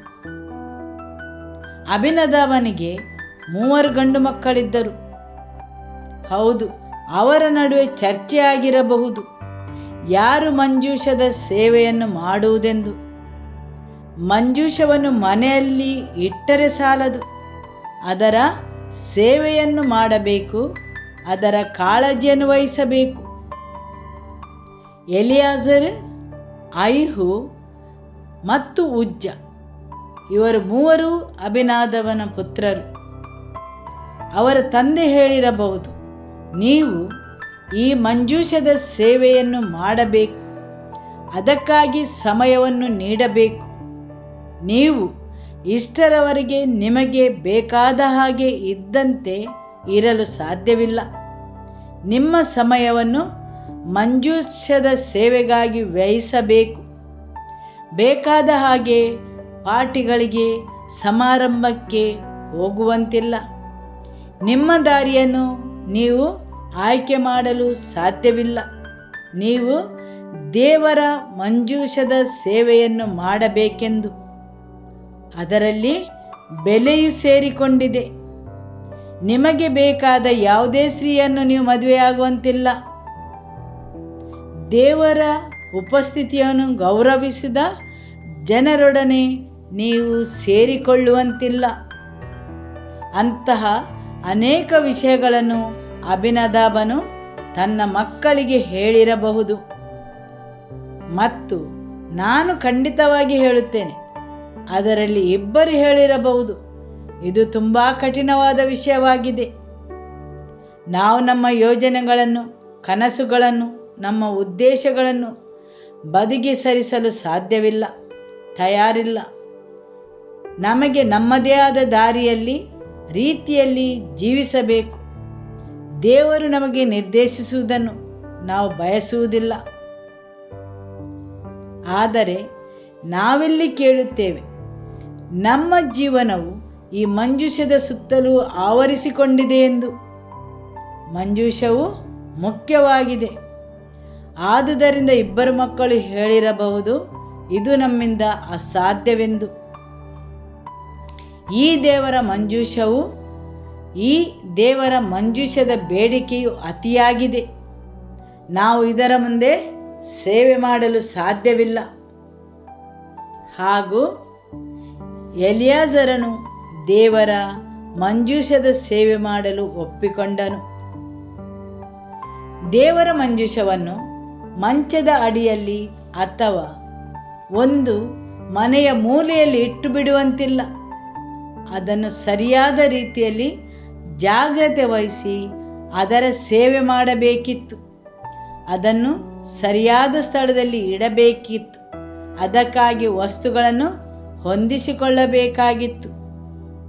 ಅದಕ್ಕೆ ಅದರದೇ ಆದ ಬೇಡಿಕೆಗಳಿದ್ದವು ಮತ್ತು ಆ ಮನೆಯ ವಾತಾವರಣದ ಮೇಲೆ ಪರಿಣಾಮ ಬೀರುತ್ತಿತ್ತು. ಹೌದು, ಆದುದರಿಂದ ದೇವರ ಉಪಸ್ಥಿತಿ ಅನೇಕ ಸಲ ನಿಮ್ಮ ಯೋಜನೆಗಳನ್ನು ಅವ್ಯವಸ್ಥೆಗೊಳಿಸುತ್ತದೆ. ನಿಮ್ಮ ನೆರೆಯವರಲ್ಲಿ ಹೇಳಿ, ದೇವರ ಉಪಸ್ಥಿತಿಯು ನಿಮ್ಮ ಯೋಜನೆಗಳನ್ನು ಅವ್ಯವಸ್ಥೆಗೊಳಿಸುತ್ತದೆ. ನಿಮ್ಮ ಸಂಬಂಧಗಳನ್ನು ಸಹ ಅವ್ಯವಸ್ಥೆಗೊಳಿಸುತ್ತದೆ. ನಿಮ್ಮ ಕನಸುಗಳನ್ನು ಅವ್ಯವಸ್ಥೆಗೊಳಿಸುತ್ತದೆ. ಹೌದು, ನಿಮ್ಮ ಸುತ್ತಲೂ ಇರುವ ವಿಷಯಗಳ ಮೇಲೆ ಪರಿಣಾಮ ಬೀರಬಹುದು. ದೇವರ ಮಂಜೂಷದಿಂದ ಅಥವಾ ದೇವರ ಉಪಸ್ಥಿತಿಯಿಂದ. ನೀವು ದೇವರ ಉಪಸ್ಥಿತಿಯ ಅತಿಥೇಯರಾಗಲು ಬಯಸಿದರೆ ನಿಮ್ಮ ನೆರೆಯವರಲ್ಲಿ ಹೇಳಿ, ಪ್ರತಿಯೊಂದು ವಿಷಯದ ಮೇಲೂ ಪರಿಣಾಮ ಬೀರುತ್ತದೆ. ನೀವು ದೇವರ ಉಪಸ್ಥಿತಿಯ ಅತಿಥೇಯರಾದರೆ ನೀವು ಎಲ್ಲಿ ಹೋಗುತ್ತೀರಿ, ಏನನ್ನು ಮಾಡುತ್ತೀರಿ, ಹೇಗೆ ಮಾಡುತ್ತೀರಿ. ಹೌದು, ಇಲ್ಲಿ ನಿಮ್ಮ ಸಮಯವು ಮುಖ್ಯವಾಗಿದೆ. ನೀವು ದೇವರ ಉಪಸ್ಥಿತಿಯ ಅತಿಥೇಯರಾಗಿ ಡ್ರಗ್ಸ್, ಶರಾಬು ಮುಂತಾದ ವ್ಯಾಪಾರಿಗಳಾಗಲು ಸಾಧ್ಯವಿಲ್ಲ. ನಾನದನ್ನು ಇಂದಿನ ಕಾಲಕ್ಕೆ ಹೊಂದಿಕೊಂಡು ಹೇಳಿದೆ. ಹೌದು, ಅವರು ಅವರಿಗೆ ಬೇಕಾದಂತೆ ಮಾಡಲು ಸಾಧ್ಯವಿಲ್ಲ. ಆದುದರಿಂದ ಅವರ ಯೋಜನೆಗಳು ಬದಲಾಗಬೇಕಾಗುತ್ತದೆ. ಅವರ ಜೀವನವು ಬದಲಾಗುತ್ತದೆ. ಆದುದರಿಂದ ಅಭಿನದಾಬನ 2 ಮಕ್ಕಳು. ಈ ಮಂಜೂಷವು ಹಾಕಿದ ಬೇಡಿಕೆಗಳನ್ನು ನೆರವೇರಿಸಲು ಸಾಧ್ಯವಿಲ್ಲವೆಂದು ಸೇವೆ ಮಾಡಲು ನಿರಾಕರಿಸಿದರು. ಆದುದರಿಂದ ಎಲಿಯಾಜರನು ಒಬ್ಬನು ಮಾತ್ರ ಮಂಜೂಷದ ಸೇವೆ ಮಾಡಲು ಒಪ್ಪಿಕೊಂಡಿರಬಹುದು.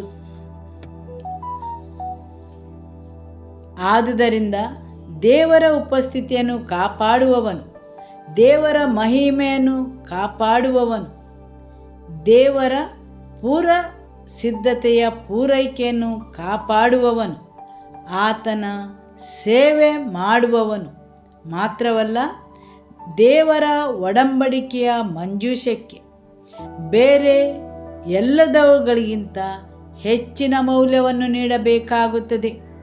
ಆಮೆನ್. ಹಾಲೆಲೂಯ. ಮಂಜೂಷವು ಕಿರಿಯಾತಾರೀಮಿಗೆ ಬಂದು ಬಹಳ ದಿವಸಗಳು, ಅಂದರೆ 20 ವರ್ಷಗಳು ಕಳೆದು ಹೋದವು. ಹೌದು, 20 ವರ್ಷಗಳು ಕಳೆದು ಹೋದವು. ಎಲಿಯಾಜರನು ಮಂಜೂಷದ ಎದುರು ಸೇವೆ ಮಾಡಿದವನು. ಹೌದು, 20 ವರ್ಷ ಅವನು ಆ ದೇವರ ಮಂಜೂಷದ ಸೇವೆಯನ್ನು ಮಾಡಿದನು. ದೇವಶಾಸ್ತ್ರದ ಪಂಡಿತರು ಹೇಳುತ್ತಾರೆ, ಅಭಿನದಾಬನ ಮನೆಯು ಫಿಲಿಷ್ಟಿಯರ ಗಡಿಯಲ್ಲಿದ್ದಿರಬಹುದು ಅಥವಾ ಗಾಜದ ಬಳಿ. ಅದು ಫಿಲಿಷ್ಟಿಯರ ಗಡಿಯಲ್ಲಿತ್ತು. ಲೇವಿಯ ಕುಲದವರಲ್ಲಿ ಅನೇಕರು, ಎಲಿಯಾಜರ್ ಹೆಸರಿನ ಅನೇಕ ಮಹಾಯಾಜಕರುಗಳು ಇದ್ದರು. ಬಹುಶಃ ಅಭಿನದಾಬನ ಮನೆಯು ಲೇವಿಯ ಕುಲಕ್ಕೆ ಸೇರಿದಾಗಿರಬಹುದು. ಅವರು ಗಡಿ ಪ್ರದೇಶದಲ್ಲಿ ಇದ್ದರು. ಹೌದು, 20 ವರ್ಷ ಅವರು ದೇವರ ಮಂಜೂಷದ ಸೇವೆಯನ್ನು ಮಾಡಿದರು. ಈ ಮನುಷ್ಯನು ದೇವರ ಸೇವೆಯನ್ನು ಮಾಡಿದನು. ಆ 20 ವರ್ಷಗಳಲ್ಲಿ ನಾವು ನೋಡುತ್ತೇವೆ, ಸೌಲನು ಅರಸನಾಗಿ ಅಭಿಷೇಕಿಸಿದನು, ಯೆರೂಸಲೇಮನ್ನು ಆಳಿದನು. ಆದರೆ ಅವನು ಎಂದಿಗೂ ದೇವರ ಮಂಜೂಷದ ಬಗ್ಗೆ ಆಸಕ್ತಿ ವಹಿಸಿದ್ದನ್ನು ನಾವು ನೋಡುವುದಿಲ್ಲ. ಅದನ್ನು ಅದರ ಸ್ಥಾನಕ್ಕೆ ಹಿಂತಿರುಗಿಸಲು. ಸರಿಯಲ್ಲವೇ? ಹೌದು, ಆ ಸಮಯದಲ್ಲಿ ಸೌಲನು ಅರಸನಾಗಿ ಅಭಿಷೇಕಿಸಲ್ಪಟ್ಟನು. ಆದರೆ ಅವನು ಒಂದೇ ಒಂದು ಸಲವಾಗಲಿ ದೇವರ ಮಂಜೂಷವನ್ನು ಹಿಂತಿರುಗಿಸಲು ಅಥವಾ ಹಿಂತಿರುಗಿ ತರಲು ಭಾವಿಸಲಿಲ್ಲ. 1 ಸಾಮುವೇಲನು ಅಧ್ಯಾಯ 31 ನಾವು ನೋಡುತ್ತೇವೆ, ಸೌಲನು ಮತ್ತು ಅವನ ಕುಟುಂಬದ ಜನರು ಫಿಲಿಷ್ಟಿಯರ ಯುದ್ಧದಲ್ಲಿ ಸಾಯುತ್ತಾರೆ. ದೇವರ ಮಂಜೂಷವನ್ನು ಕೊಂಡೊಯ್ಯುವಾಗ ಅಭಿನದಾಬನ ಮಕ್ಕಳು ಸಾಯುತ್ತಾರೆ. ಹೌದು, ಅವರ ಉದ್ದೇಶವು ಒಳ್ಳೆಯದಾಗಿತ್ತು. ಎತ್ತುಗಳು ಮುಗ್ಗರಿಸುವಾಗ ಮಂಜೂಷವು ಬೀಳಬಾರದೆಂದು ಅವರು ಹಿಡಿದುಕೊಳ್ಳುತ್ತಾರೆ. 1 ಸಾಮುವೇಲನು ಅಧ್ಯಾಯ 31 ವಾಕ್ಯ 1 ಮತ್ತು 2. ಫಿಲಿಷ್ಟಿಯರು ಇಸ್ರಾಯೇಲರೊಡನೆ ಯುದ್ಧ ಮಾಡಿದರು. ಇಸ್ರಾಯೇಲರು ಅವರಿಂದ ಅಪಜಯ ಹೊಂದಿ ಗಿಲ್ಬೋವ ಬೆಟ್ಟದಲ್ಲಿ ಹತರಾದರು. ಫಿಲಿಷ್ಟಿಯರು ಸೌಲನನ್ನು ಅವನ ಮಕ್ಕಳನ್ನು ಬಿಡದೆ ಹಿಂದಟ್ಟಿ ಅವನ ಮಕ್ಕಳಾದ ಯೋನಾತನನ್ನು, ಅಭಿನಾದವನನ್ನು, ಮಲ್ಕೀಶುವನನ್ನು ಕೊಂದರು. ಹೌದು, ಇಲ್ಲಿ ಸೌಲನ ಮಕ್ಕಳು ನಾಶ ಹೊಂದಿದರು. ಸೌಲನು ಅರಸನಾಗಲು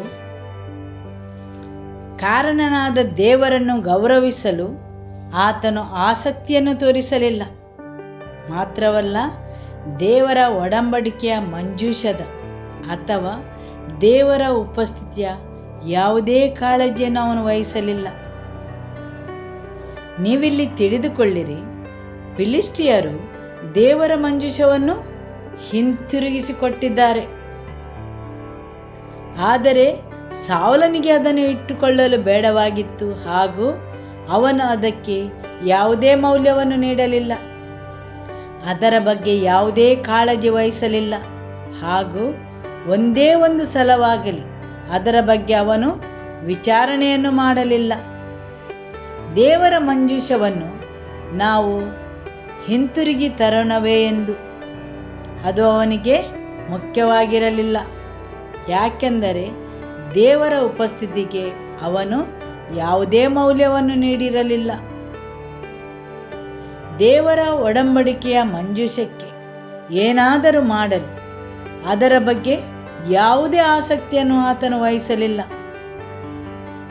ದೇವರ ವಾಕ್ಯವನ್ನು ಮುಂದುವರಿಸಿ ಓದುವಾಗ ನಾವು ನೋಡುತ್ತೇವೆ, ಸೌಲನು ಅತಿಯಾಗಿ ಗಾಯಗೊಂಡಿದ್ದನು.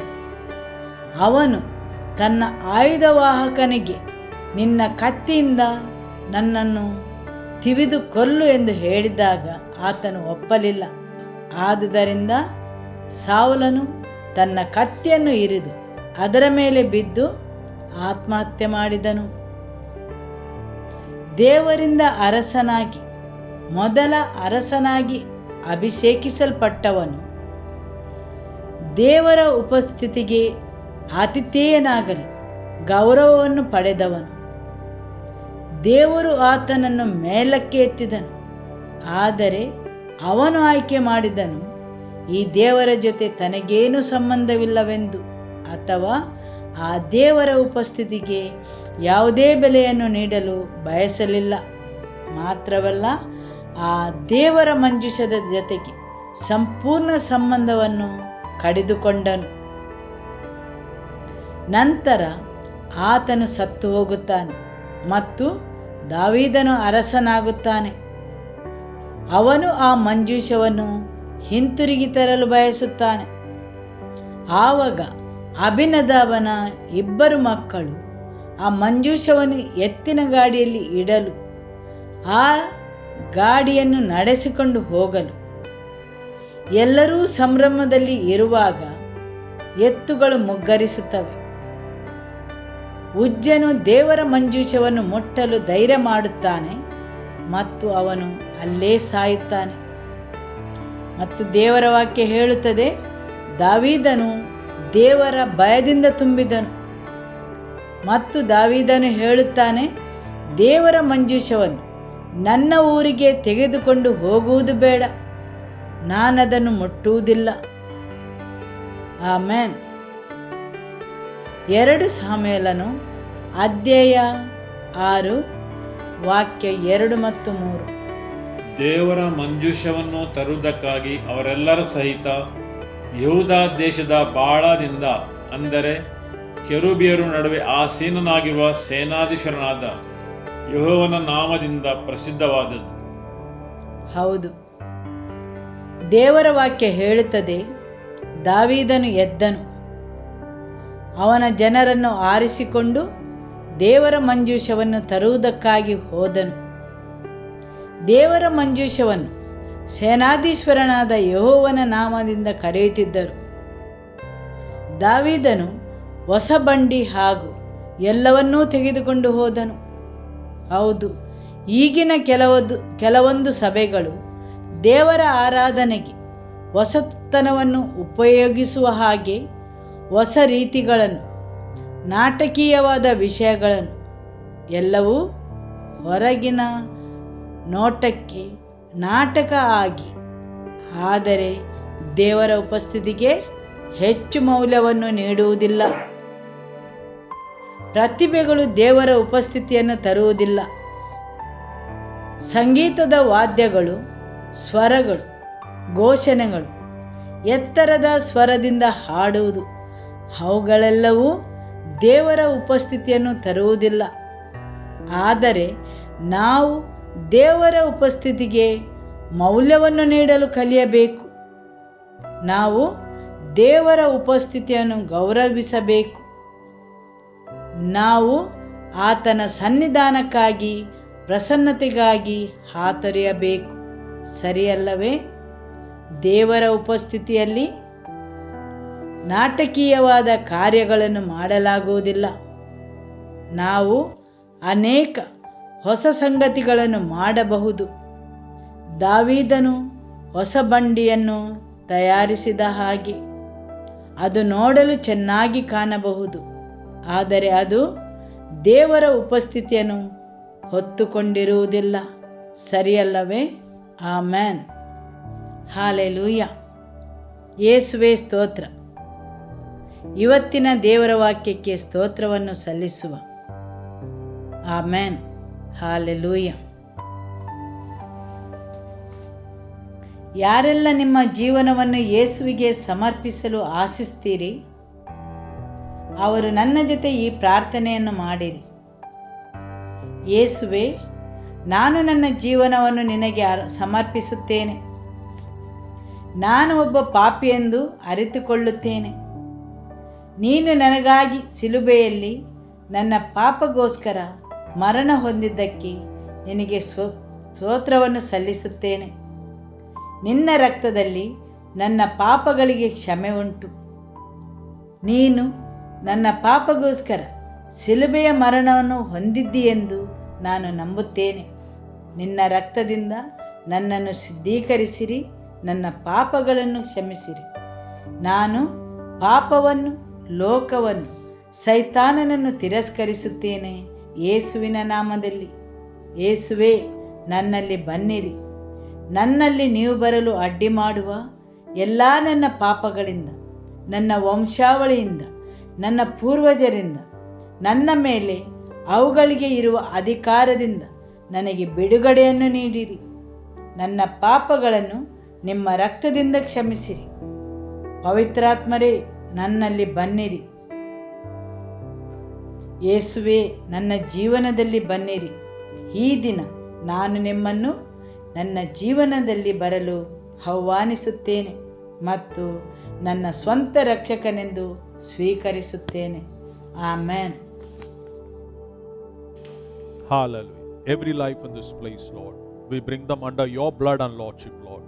We cancel every claims and every works of the enemy against the lives of your people, Lord, against their advancement, Lord. Oh, every kind of deceptions, Lord, every lies, we uproot it by the truth of your word, Lord. Let their hearts and their minds to be freed in the name of Jesus.